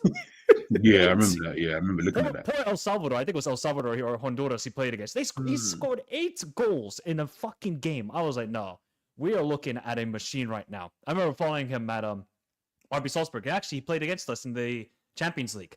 I think he came off the bench at Anfield. I was like, oh boy, this is going to be a problem. And yeah, went to Dortmund, became a problem. And first season, the Premier League destroyed everybody. Hold on. Didn't he score against us in that same game after coming off the bench? I'm sure he did. Yeah, because we were 3-0 up in that game, and then somehow Jesse Marsch with his wonderful German got them back into the matchup. Yeah, I think then we won 4-3. I think he did score. Yeah. I think Minamino scored in that game as well. Or was Minamino with us? No, Minamino scored. He scored in that game. Minamino. No, he scored in that game. I like Haaland, young Haaland boy.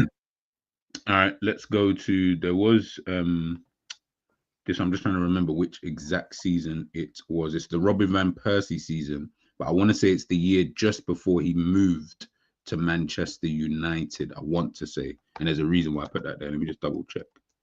Are we talking about Van Persie now? Or? Van Persie. What, before he moved to United? Yeah, there was that. Hold on, let me just. I would have given him the United one. Yeah, I would have given him the United one. Oh, you would have clearly. No. So yes, in terms of what they won, for me, the best Van Persie I've ever seen is the year before he left, which is the reason why he left in the first place. That season, him and Song, I don't know what connection they had in the first place. There was just some dumb connection. Because see back stick, bang, every single time. I was looking at the goal catalogue. It was dumb. It was ridiculous. Like, it was better than the goal catalogue that he had at Manchester United, and that goal catalogue was done because of that goal Wayne Rooney passed to Van Persie, blah blah blah, kind of thing, right? So when I looked at it, I was like, nah, that season Van Persie was on a different kind of level. But I agree with what Savage is saying here. He did drag them to the title. I just found it difficult. I just felt in terms of performance wise, that for me was a better season. I don't feel like he performed just kind of built, well. Built off of it. He built off of it, and I'll be real, that team was still better than Arsenal's team anyway. You know why I kind of agree. I agree. You know, obviously the Man United one, because for Arsenal, even in that season, you would pick up a knock. For Man United, I don't know what chemicals they gave him, but he never got injured. Then he started taking free kicks and scoring them. Yeah, you remember that? Even when you look at it now, he had 2 seasons in a row where he played every single match. That was the last season at Arsenal, first season at Manchester United. Those are the only 2 seasons in his whole career that he played every single Premier League game. And he bagged more goals at Arsenal than he did he scored 30 goals at Man United. He scored 26. I would still say Man United was better. That's just my opinion. I hear it. I'm going to put him in. He did his thing, I think, in that season. But if you said the Man United one, that one, he might be talking about goated, because this guy went to United and just won them the title. He just went there and said, "Yeah, we're winning the title this year." And I was looking at like Arsenal fans, like, "Rah, your main guy was he wearing the armband the season before?" Mm-hmm. Yeah. In this picture, I'm sure it was very. Yeah, then they had to give him a guard of honor. Yeah. That's what I'm saying. It was actually mad when I think about it. Madness, bro. That's the ultimate villain arc, bro. Like, how do you leave your team, your captain of, to go with that? You man are dead food, man. You man don't want to win titles. Go to the other team and bag in your first season, and then your ex team has to give you a guard of honor. You know, embarrassed. That would be like, nah, because it's not going to happen this season. Actually, to be fair, no. Do you know what I was laughing at the other day when obviously Arsenal gave us a guard of honor, and I saw Ox, and I was like, "Oh, that's jokes, isn't it? Ox, you left, and then these men had to give you a guard of honor." Come on, so we do around there, cuz man said, "Yeah, they call it, bro. They do not call him Van Pagan." Yeah, I remember that. Now Van Persie could have been actually managing against Arsenal in the Champions League. You know, he's the Feyenoord manager now. Yeah, I see it. It's madness. I said, boy. He's about to get dusted by Inzaghi, though. Oh man, welcome to club management. You know what? Let's just wait and see. I feel like Champions League, it could surprise you. It could surprise you. We've seen it. We've seen it before. Weird things have happened. I don't know who they want to win yet. I don't know who they're choosing to win yet. I feel like there's a script, but I don't know. I can't see it yet. That I do agree with. I mean, there's a script, man. They can't have no like dead teams. They need to have like some rivalry and then throw them in there. Okay, here's the script for you, ENDZ. It's PSG, Barcelona in the final, and Dembele scores the winning goal in the Champions League final against Barcelona. There's your script. Yeah, I fully feel like that's what's gonna happen. Like that played in my mind when I was thinking about it. Or can we not run this one? Can we not go Liverpool round? No, we can't because we're in the same place. That's the point. That's the point. Yeah, because then Trent scores a free kick to win us. That would be or you know what? Let's not even. Barcelona, Liverpool, and then the winner of that wins the Ballon d'Or. It's Salah or Rafinha. I have a good question though. If it's Liverpool Barcelona final, who is the host going to support? So Liverpool. Next season we've got up here is Gerrard 2008, 2009. Gerrard 08, 09. Now, this is the Gerrard and Torres link up of all link ups. Gerrard got 16 goals in the Premier League, 11 assists. I can only guess maybe 10 of those were to Torres, probably anyway. But why did it feel like more, bro? It felt like every Torres goal was from Gerrard that season. That's what I'm saying. As in those 11 assists, I would love to know who he assisted because I can't think of anybody else who was scoring in that season. In the entire season, though, in 44 games, he scored 24 goals and 13 assists. One of his best returns. It's literally one of his best. I think that's only bettered by 13, 14 in terms of assists. Because those times it was just like, obviously the comparison used to be, Gerrard and Lampard, but it was like, now I'd rather have Lampard because of his outputs. He would always kind of guarantee you 20 goals from Lampard, but then Gerrard, I think that season he was just on one. I don't know where I'd put him if I'm being honest, I think also as well, so that people, because I know, listen, look, with Gerrard, I could have put, there was other seasons that I did think about. So there was the year, obviously, that we won the Champions League, but just in terms of the Premier League in itself, I felt like at this point now, Gerrard had reached like this kind of this kind of pinnacle. Do you get what I'm saying? Like it was such a mad point in his career where, now I'm playing with Mascherano, Xabi Alonso, Torre. Like I'm finally playing with players on my kind of wavelength. Levels. Yeah, and I'm still shining in this team. And remember, I've always said with Gerrard, it's like that's why I've always discredited him at times because I'm like, yeah, but you were just the best in a shit team. But when he was in a good team, he still looked level, so he can still hang with the big boys if that kind of makes sense. So, I like for me, I rated that season very. Do you know what? What do you think?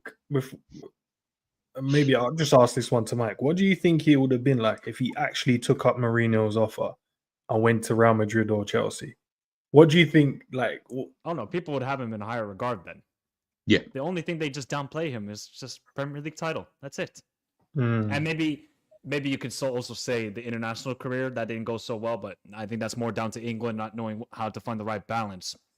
I think that's just the only downfall in Gerrard. Like, for us growing up as Liverpool fans, we just saw Gerrard and we're like, you're playing with bums and you're dragging them through the mud. Like, look at that Champions League campaign in 04-05. How we got through that, I have no clue, especially in the Olympiacos game.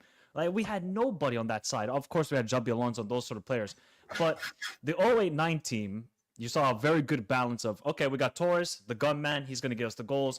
Dirk Kuyt is going to work hard off the ball. Ryan Babel will do the same thing. And then you just have a perfect balance of Mascherano, Xabi Alonso, and Steven Gerrard just going box to box. So I think that's just his downfall, really, for Gerrard. Just no Premier League title. Although I would say I really like this 13-14 campaign.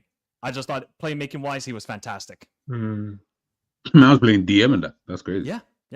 Yeah, he's just sitting in and spraying passes everywhere.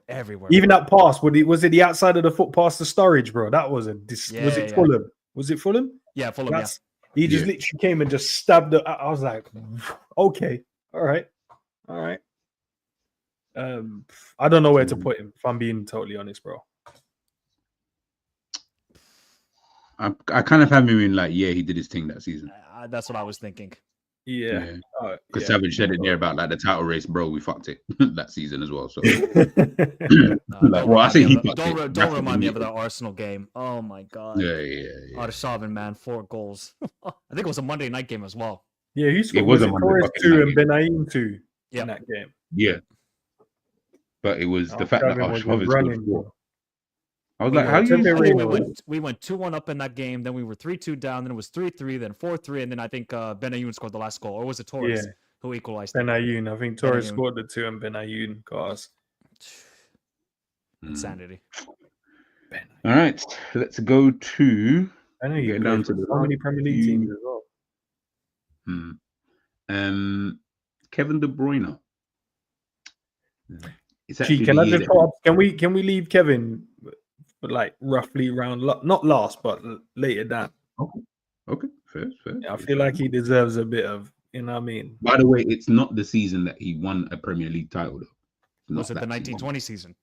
It's the 90 where he broke. Well, he got this assist record alongside Thierry Henry. All right, we'll go to Kante, first year at Chelsea. He won Player of the Year, just letting you know, and won the Premier League and won the World Cup later on in that summer. But that's not Premier League. I don't even know if this is even a conversation, bro. It's in the top 2 for me. Like it was that season when it was like, this man covers everything, like he just covers every blade of grass. That season where it was just like, yo, Kante is just, he's him. And I never understood it because he's a small brother, a humble guy, but a different breed when it comes to the football pitch. Quick for some reason as well, bro. Like he could cover ground. But it's magic because I'm like, how is he moving through the gears like this? Bro, for someone so like, and you know what he was like Torres. They're so deceptively quick, bro. Like you don't think that they would move as fast as they do, but he just seemed to do. So they knock the ball around you and then you can't catch him. Bro, you can't catch him, bro. Like you know the Iniesta guys, like you're like, bro, this guy, like you know, you first look up at this brother's slow, man. These times he burst past you, you're like, right, I didn't know he was that quick. Fuck. Yeah, him 10, 15 yard speeds, man. I'd just put him in a goal, bro. For me, I'd like, another cheat code, innit? Another cheat code was born. We saw a bit of it at Leicester, and then after that,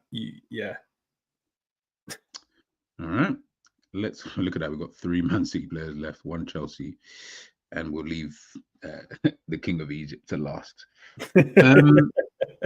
I'm gonna go Rodri. I didn't want to put that. I wasn't supposed to use that picture. To be fair, I was supposed to use the season before that because I felt like that was actually his best season. Obviously, they won the Premier League anyway, and you know the treble that year. So it's the treble season, guys. I didn't mean to put that picture, but it's here. It's there now still. So treble season, Rodri. For me, that was one of the. I don't know if I'm struggling with goated, but I'm also struggling with a reason why it can't be goated because I felt like he should have won the Ballon d'Or anyway that season, regardless, not the season afterwards.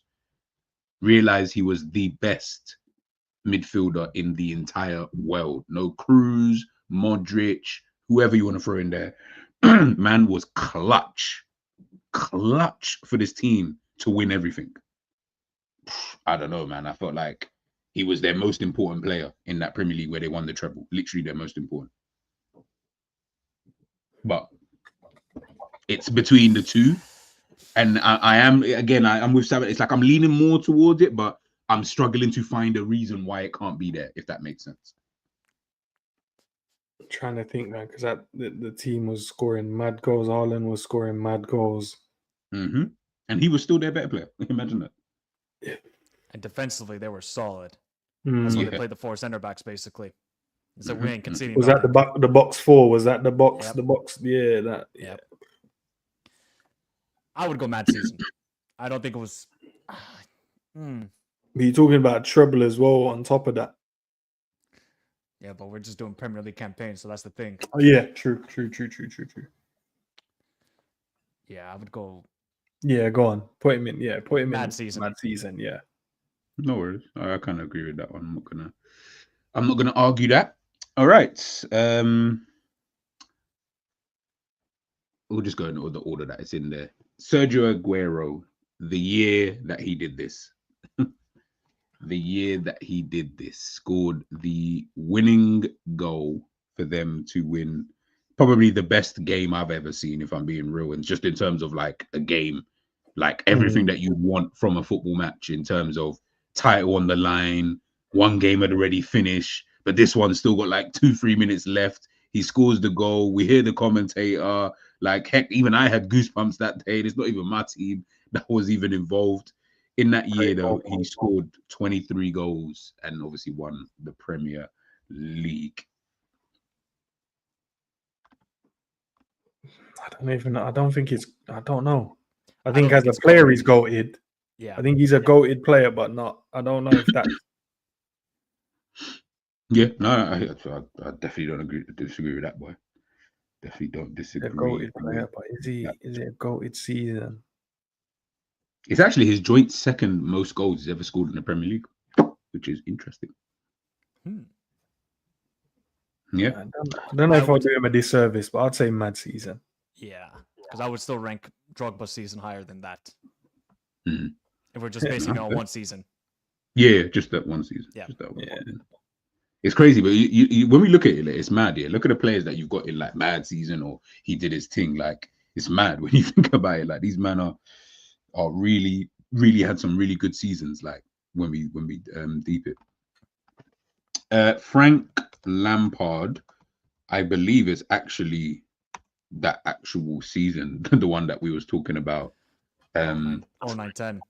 Yeah, 09-10. I'm just gonna double check. Assists and 24 goals.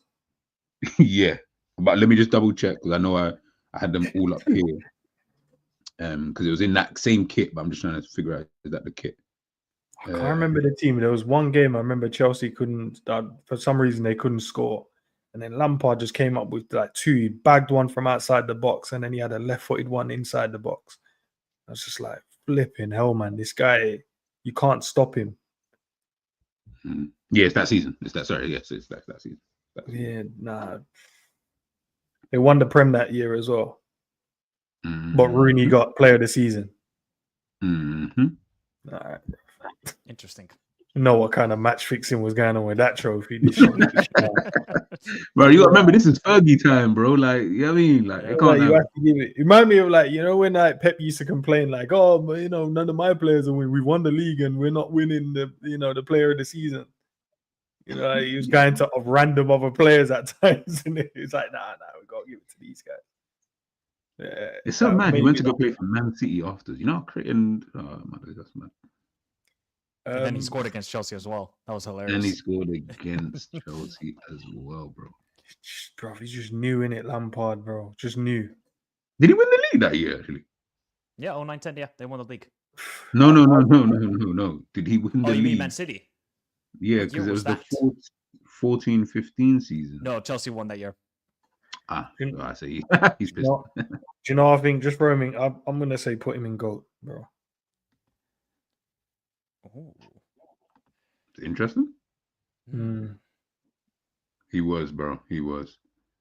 Like, I feel like at this point, again, like Gerrard, they transcended into this kind of like level where you're like, basically, what these players remind me of is what Salah is now.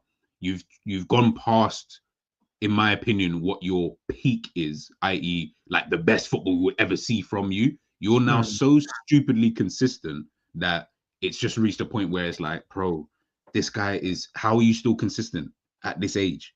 Like at this point, he's 30, I think he was 32, 33, coming up to this point before obviously, 30, sorry, coming up to this point. So you're like, okay, you're getting on a bit, blah, blah, blah, but you're still better than everyone though.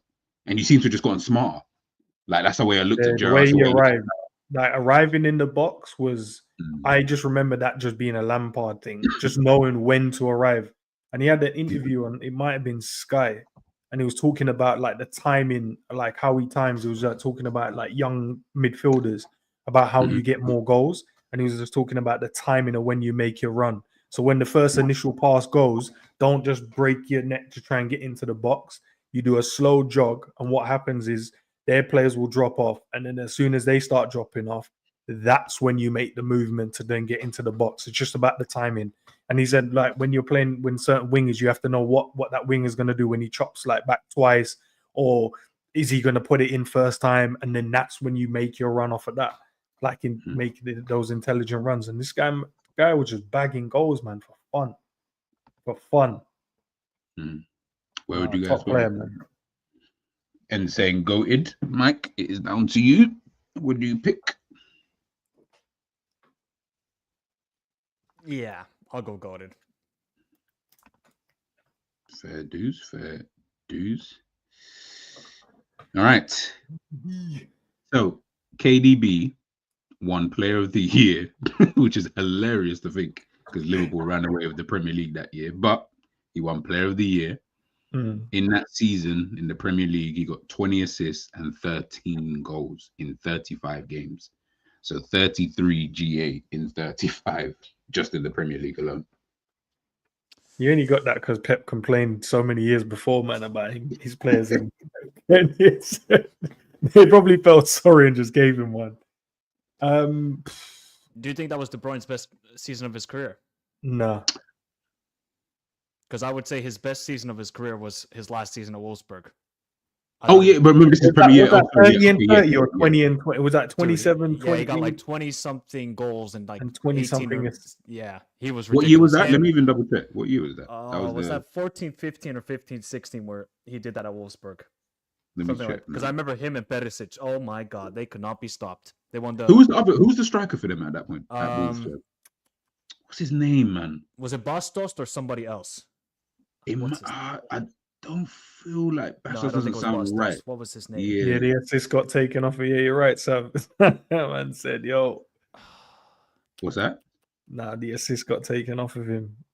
Someone got. Did he get? Oh, he had an assist. Okay, I forgot. Okay. Yeah, someone got. He would have broken the record then. Basically, is what we're saying. Who was? Yeah, I'm gonna have to search. Yo, so in his 14-15 season at Wolfsburg, yeah, fucking up. 10 goals and 21 assists. That's 14-15. Let me see. 13-14. I feel like he had a mad. Oh, right. Yeah, it was Bastos. Oh, Bastos. Okay, fair. Yeah, it was that 14-15 season where he got altogether in all competitions, he got 28 assists. Bro, he was insanity at Wolfsburg. I think that was his best season of his career. Do you know how crazy that is? 28 assists. Bearing in mind, he only played in 3 competitions. That's 28 assists. That's bad. I'm looking at it now. He got 16 goals that year, and that's the year that when they signed him, I said, "Hey, yo, Alexander, you're saying rating him from spamming?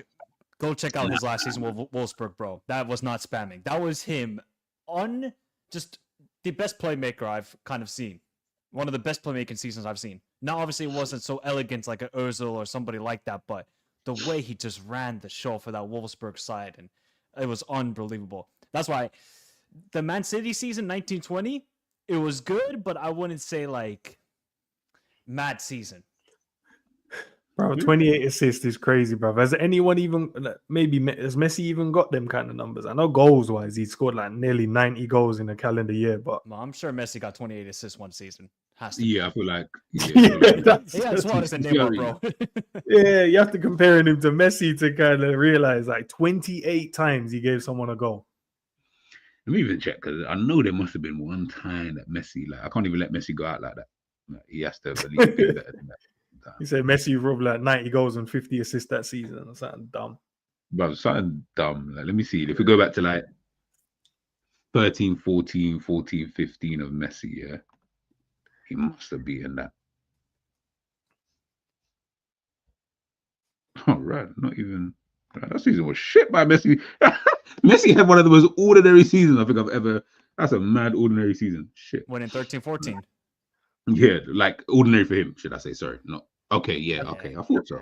So in the 14-15 season, Messi played 57 games. He scored 58 goals and 31 assists. Ah, this brother, this Dear guy, Lord, man. this Dear guy, Lord. Yo, this who guy. even does that? Like, you weirdo. Like, why would you even do that? You are such a weirdo, bro. Just to show you his levels, bro. And in those moments, he's like thinking the goalkeeper. He's going round the goalkeeper. You know what I mean? He's just like, yeah. Bro, he had a season, bro. Later on, he had a season in 16-17, 52 games, 54 goals, and 20 assists. That's 74 GA. Like, anyways. Yeah, but I would put KDB. I don't want to be disrespectful and said did his thing, but I would agree with you though, bro, because it's not to disrespect him and say he's not a goated player. I just feel Yeah, we that's- know. Yeah, we know. Yeah, We I know. think I I would just probably think he just did his thing. But listen, he's with some good company though. It's not like man's just with some funny guys in there.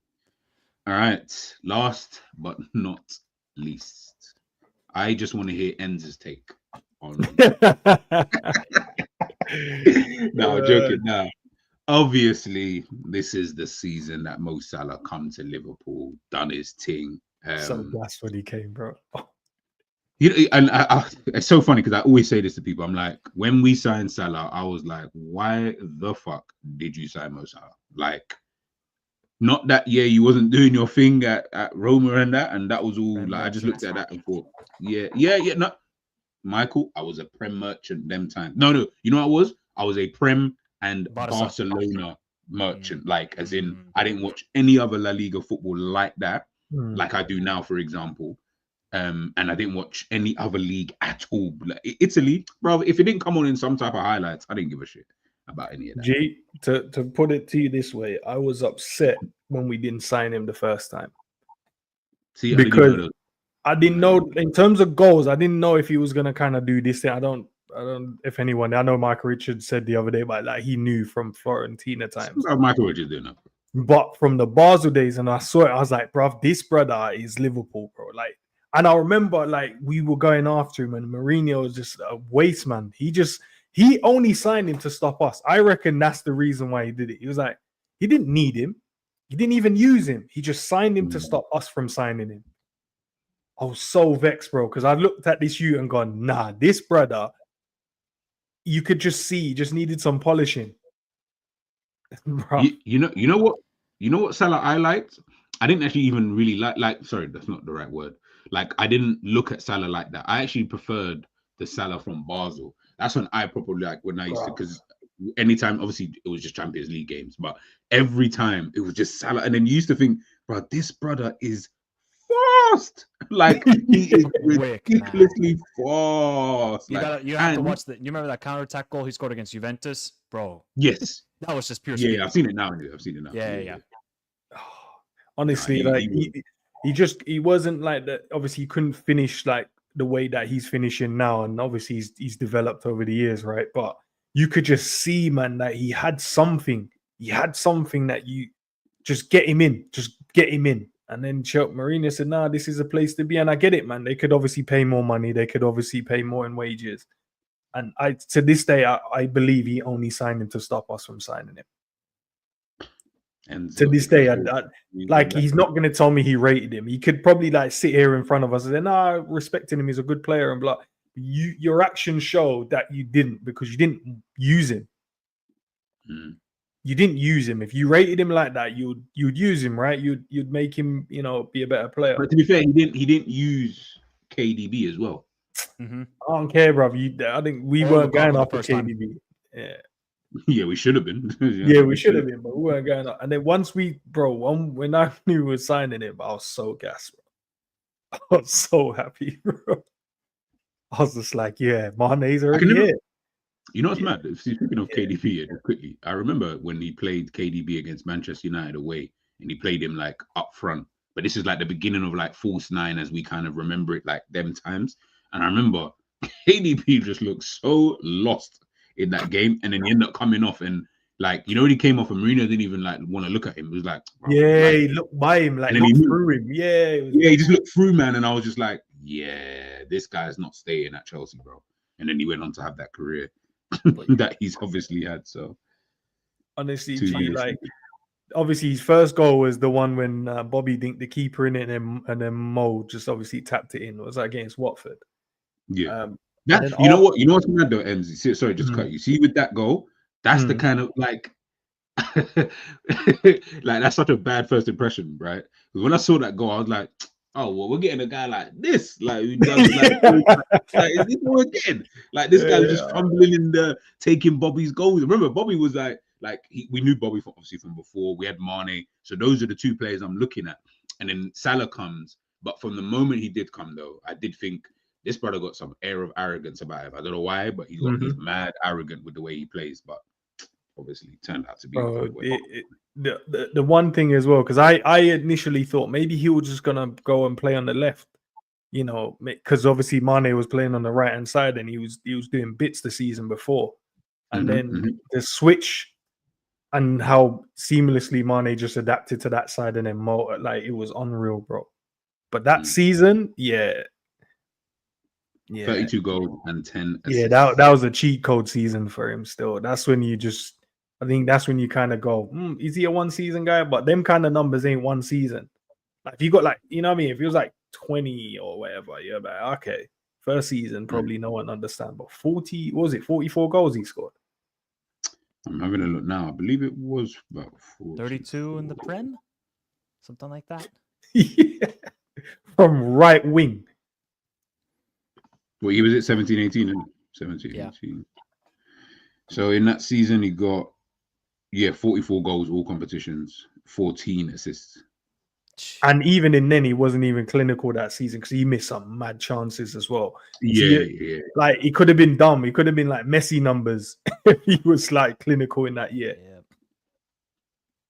Bro, like here. Where would you guys rank it? Bearing in mind we didn't win anything, we finished 4th that season. Lost Champions League final as well.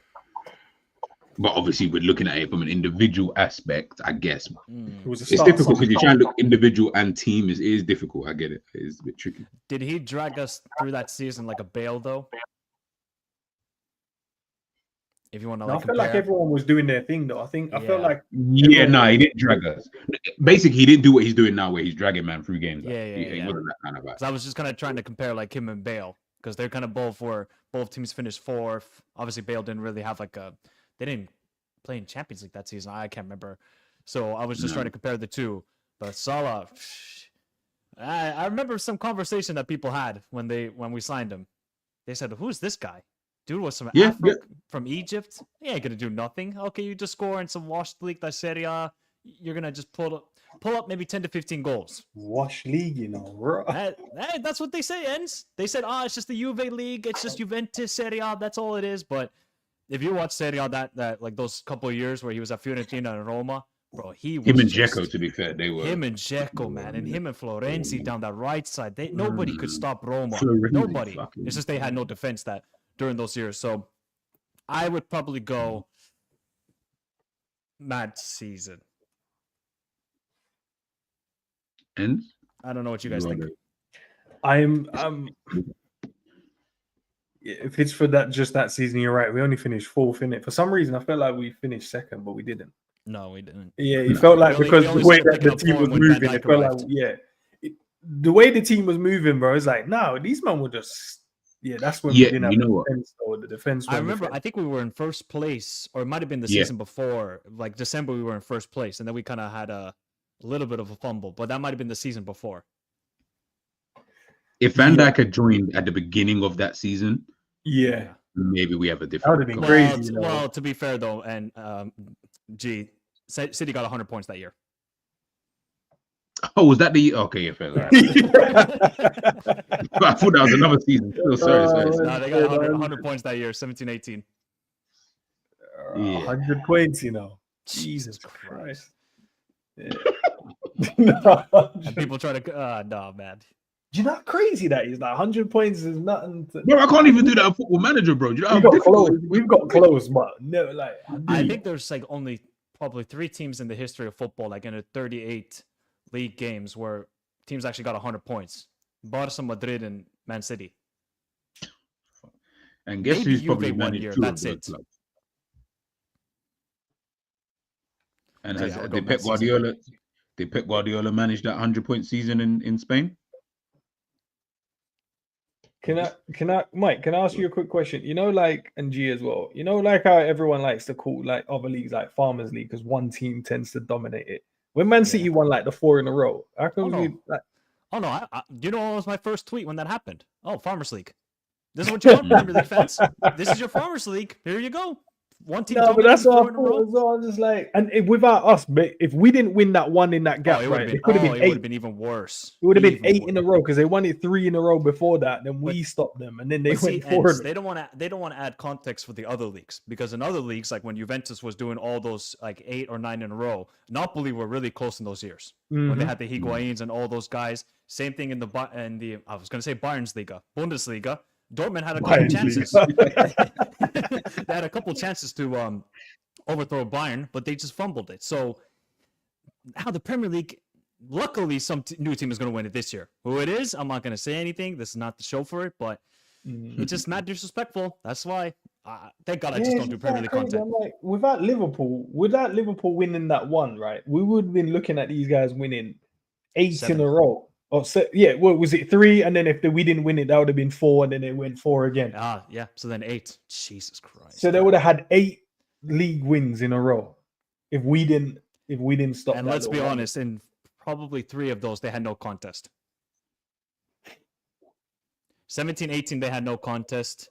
2021, they didn't really have a contest in the second half of that season. 22-23, it was just more, Yeah, we were there, but we're kind of just scrambling at the end, really. We were looking really fatigued. So are we winning this little one again to, then they go on another run? Is that hopefully ends? Hopefully ends. Ends. I already ordered the WWE belt, so it better happen. You better fucking win this league, man. If we win it and then they go another like 3 years in a row. See, if Salah won that when he scored the 32 goals in the Premier League season, that would be a goated season for me. One of the best seasons I've ever seen from any player. Because he was unbelievable. And the fact that it's his first season at a new club to do that. Yeah. When you think about like players who've had like the best debut season for a new club, you could talk about maybe Haaland with Man City, of course, when he broke the record. Salah. Any other examples? Maybe Cristiano in his first season in Madrid was a little bit. He had injuries then. I'm just trying to think of other players. Yeah, I don't feel like maybe Suarez. His first season at Barca was unbelievable. That was mad. It's crazy how. Yeah. Now, how many goals he scored for Barcelona, bro? It's crazy. In that first season, I think he almost got 50. Do you know? Me and my boy was having a conversation once, and I obviously Henry came up because he's an Arsenal fan. And I said, "Well, Suarez is better though, man. Like these numbers are crazy." Suarez was like scored this many goals. I said, "Yeah." When he went to Barcelona, I can't. I mean, I'm just like I couldn't even. Nothing I can say. Like, what can I say? Like Suarez was just. Yeah, that guy was. If he wasn't a racist and a cannibalist, Suarez would be in a higher regard. Yeah, he would. Yeah, he would. 100%. He would be. Yeah. Like, he'd be put into like Ronaldo. 3 times in his career ends.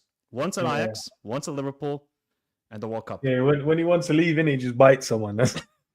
I still to this day remember the one when he bought Ivanovic on his shoulder when he just bit him in the traps. I said, "Why you bite? Why?"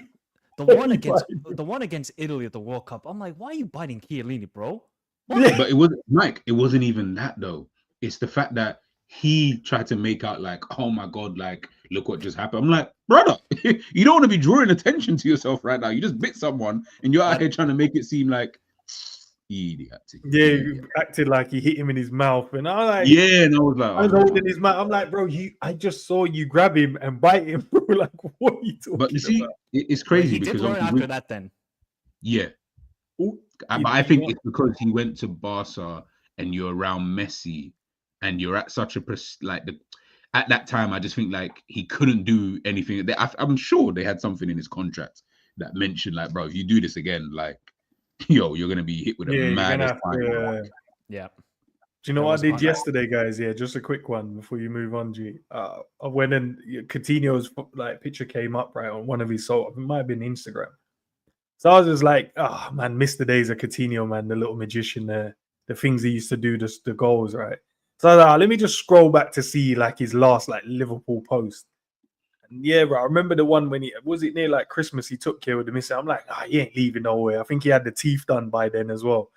He ain't leaving, man. And then then I read through the little thing, the long message he sent, like, I'm leaving Liverpool. And then the message after that was him posting, doing his like, not an interview, but like he's unveiling at Barca. He's like, thank you, Barcelona. I was like, I bet you regret that now, bro. I bet you regret that. Oh yeah, thank you, Barcelona. You know what it is? Yeah, it is tricky though, bro. Come on, man. Like at that period of time, if you looked at the landscape of it, they still had Suarez, they had Messi, Iniesta was still there at that point. To leave, man. No. The way he left, I can understand why people were annoyed. But it's like it's like the Trent thing. It's like I feel like man are trying to keep him here, and you're like, but why would but I we stay? were building. I know obviously the money went towards getting Virgin and thing, but even though in that summer we went after Virgin, and then we nearly got done for tapping up. No, we was building, but remember though, bro, like I'm building. I can play with Messi and Suarez. I'm building. I can play with Messi and Suarez, bro. Yeah, no, I hear it because obviously when I'm looking at Mane and Salah at that time and Bobby, and then you were the 10 at the moment, didn't you? You were the 10 within that system, bro. And I'm like, we're cooking. You can see that Klopp is building something. Just what I mean, give us the one more season, bro. Maybe. Obviously, I will never know this in it, but maybe we would have got Virgil and Addison. Maybe. I know we was interested in him the summer off when he left, but I don't know, man. I would have loved to have seen like him staying in the 10, and I think we would have probably won the title a lot quicker as well. Maybe even more. Maybe you see them little dumbass draws we used to have. He could have been the difference maker, man. That might have to be another stream. You just give me an idea for something. We'll do another nostalgia one like this. We're gonna wrap it up in a sec because I've just seen the time and I need to get back to work. Couple questions obviously I see here quickly from Savage, and I think Dustin's got one as well. G, do you think this season is like 12-13? Yeah. I think it's the quality is like, I think the quality from the smaller teams has gotten better, but the bigger teams has gotten worse. So we've almost kind of all caught up in a sense. So yeah, I look at that and just think, you know what this season reminds me of? It reminds me of like the early 2000s La Ligas. Yeah, teams like Deportivo, La Coruña, and them man are gonna be doing well. Like, and Barca and Madrid were really struggling in those times. Yeah, obviously Madrid kept winning Champions Leagues, but Barca, man, they couldn't get their shit together. Hey, just be easy with that. Dustin, who's the best player? All right, we'll go around. Just pick your best player from this list of players that we've got. Like throughout their career, or just the top three? Sorry, so top three. Yeah, pick your top three players. Yeah, well, we'll do career, but only Premier League career. So we cannot count any outside careers. Let's make it even harder. So only their Premier League. So Ronaldo, sorry, we ain't picking your Real Madrid career. Suarez, no, you're not your Barcelona. So your favorite player, I'm not rating their seasons. Their best player, not your favorite, your best. The top three best players on this list in the Premier League. Gerrard, Henry,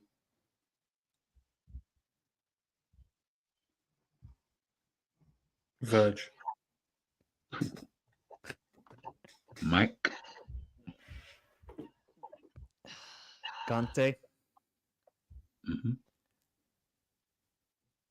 Henry,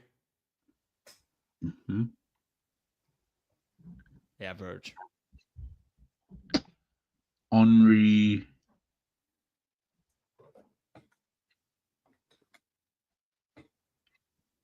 Ronaldo,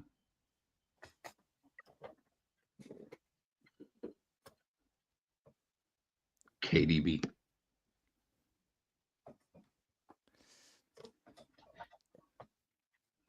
Now, if you want to go throughout their career, I would go No, Ronaldo. and that's why I wanted to make it Yeah, difficult. yeah. If I said throughout career that we start adding all these guys, Because you know what, there. G? I'm adding Bale there. I hear it. No, Yeah, I they're think, Champions Leagues. Bro, the amount of goals he scored in cup finals, I'm Yeah. adding him there. no, it's true. It's true. Look, No, I just want to say to people, look at the cup final record between Henry and Bale. That's all I'm gonna say. hey, listen, you didn't need to say. I love Henry. He's one of my favorite players of all time. But I'm just gonna say, cup finals, it wasn't his thing. Yeah, no, it wasn't. You know, he kind of the ghosts. He just In got a lot you. of He those. got you there. You just needed Yeah. to help him cross the line. Yeah, It'll get that's you what I'm- there. Just Like, do your part. did he give the assist to Sol Campbell in the Champions League final? Like, he was the one who got That's a them the assist. corner or a free kick. Michael, what does it say when you look at the record? It says, Thierry Henry with an assist. G. Busquets got a fucking assist for the when Messi dribbled past all of Real Madrid. Listen, Busquets I'm not got here the assist for semantics. that. I'm just letting you know. yeah, the assist. That's the assist for recent times, but they're crazy, bro. I see Ban just pass it to someone. They still have to drop two shoulders and then shoot, and then that's classed as an assist. I'm like, I know from when he has to dribble someone else, I think that should no longer count as an assist. But okay, but the Henry one was literally corner, boom, Sol Campbell, goal. That was direct. Like, there was no like. Yeah, I think if know you what I'm drop it on a plate, man turn shoots, that's an assist. You know what I mean? That's what I'm saying.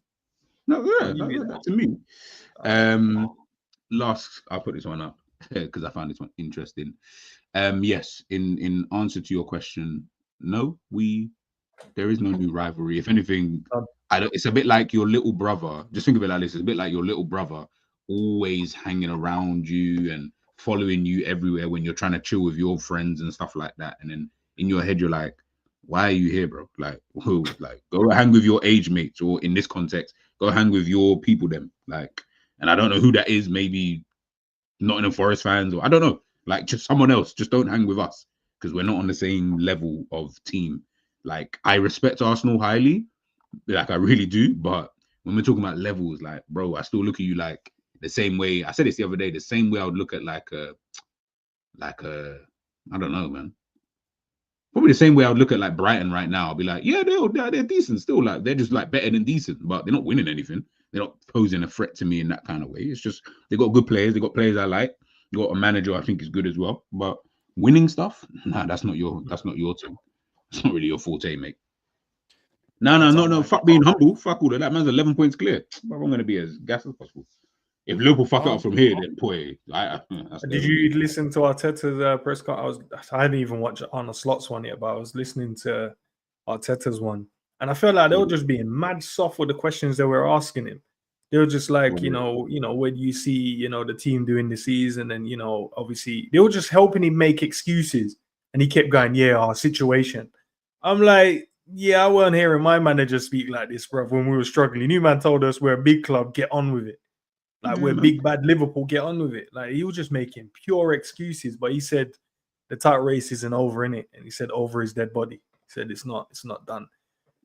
Listen, if they go, you're gonna die real soon, man. Like, I don't know. Like, they go and lose against Forest, bro.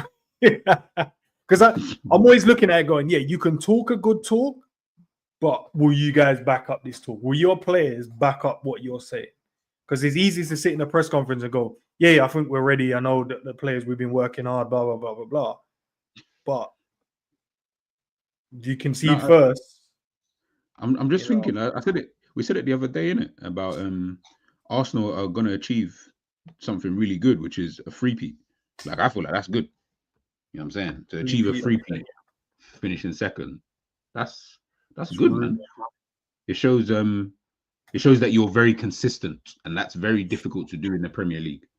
So I'll give you that. Very, very consistent team. But listen, man, we'll rap about these clowns later on. And the reason why I'm being so rude, people, is just because Arsenal fans, they really do piss me off with their kind of smug attitude for a team that man hasn't seen since the pundit that we see on TV was winning trophies for them. Like, you're still talking. Do you guys follow NFL at all? No. Not really. No. Okay, I can't use the comparison then. Oh, that, bro, it's just maybe weird. Maybe we got some Americans in the chat, but they're basically Dallas Cowboys fans. Why? Oh, in terms of like, go on, no, you don't. They got big chest. They talk the talk, Mm. then they go quiet, and then they go quiet. That's why Yeah. Stephen A. Smith always makes fun of the Cowboys, because they have all this chest and they think they're the best, the baddest in the world, and then it just deflates, bro. It just deflates. So basically it's the perfect comparison for any Americans or anybody that follows NFL. They're just long lost twins, are Dallas Cowboy fans and Arsenal fans. Arsenal, you fucking bums. All right, guys, you'll be redirected over to ENDZ's stream this evening, 10 p.m.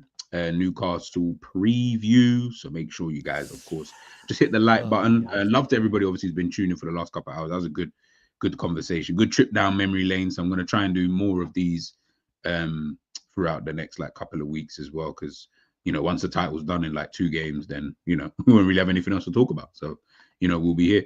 There's Michael Talks. Guys, subscribe. I'm sure you did a video, or you're doing one. I'm sure I saw it yesterday, talking about the Europa League, who's going to win the Europa League, which actually does. When I saw it, I was watching it actually, I was thinking, yeah, this looks pretty interesting in terms of the Europa League, in terms of who's going to win. To me, I have no idea. So I can't lie. I'm kind of going based off of what you're saying. So whatever you say, Mike, I'm going to go with that. But I couldn't pick a winner out of Put that. the pressure on me like that, G. Come on, man. Yeah, because we got to put a bet on as well, Mike. So we need, we Jesus. need the prediction Okay. correct. So all I'm just gonna say is, put stocks on Athletic Club making the final. Okay. Guys, you heard it first. If it doesn't happen, Michael's a bum. He doesn't know what he's talking about. He's absolutely a fraud. We have no idea why we follow him. And yeah, like really and truly, that's nothing bad, right? You know what I mean? We're all held accountable. No, I'm joking. That's a hope Spurs for jokes. Nah. I need them to stay away from trophies. I can't lie to you. I got them in the final. Like I said, I just need them away from finals, bro. So, you know what? Get to the final. That's fine, actually. I just need you not to win. That's all. You could get it. I just need you not to win. And yes, you're right. Michael was actually correct. He was the only person I know who spoke about Club Brugge at all. Look what they're doing right now. Like these lot slapping Atalanta, playing well in the Champions League, like in terms of for them. Yeah, I think they're going to be a very, very interesting one. Savage said, send him the link for the football shirts. Which one you want? You want Mexico? You want Fiorentina with Baggio? Saudi Arabia? I got all the kits, man. San Marino. Man's got every kit going. Nah, Prince, I don't. The thing is, I don't. It's just it's Spurs fans are not, obviously they're not smug in it because they have nothing to be smug about. It's Arsenal fans. Like, I don't mind if a Man City fan was to chat shit to me because I'll be like, well, okay, like what can I say to you? I can't say anything. Like even to some small degree, yeah. Not if they chat shit, but if a Man United fan spoke a little bit, I wouldn't even be that mad. I'll be like, fairs. Obviously, them man were like dunking on everyone for like 20 years. And they've actually won trophies in recent times with Erik ten Hag. Arteta's been here all 5, 6, going on 6 years and that. He hasn't won anything, but they've got the best right winger, the 2 best centre-back partnerships. They got the best fullback. They got the best goalkeeper. They got the best number 6 in the entire Premier League. These times I'm seeing you're getting the best at being number 2. So it's not really making sense. You know what I'm saying? When it comes to Arsenal and their fan base. But we'll leave it there. But yeah, like I said, people tune into ENDZ. Was it 10 p.m., bro? 10 p.m., man. 10 p.m. It's only for like 45 minutes. We're just gonna chop up how can we win this game, man? Because we need to win it, man. We need to keep the consistency going. We need to figure out a way to beat these guys, man. Look, it shouldn't be tough, but we know it's gonna be tough.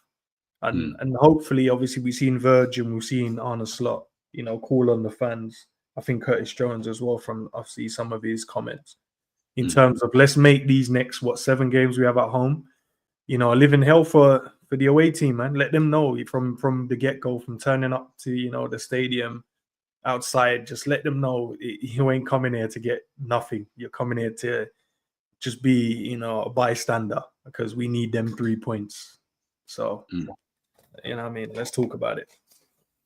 You heard it here first, Pete's, man. Catch you guys at 10 p.m. Love to Mike, love to ENDZ, love to Jerry as well. Hope he has a safe flight out of here, guys. And go enjoy the rest of your day, man. And you know, I'll catch you guys soon. Peace.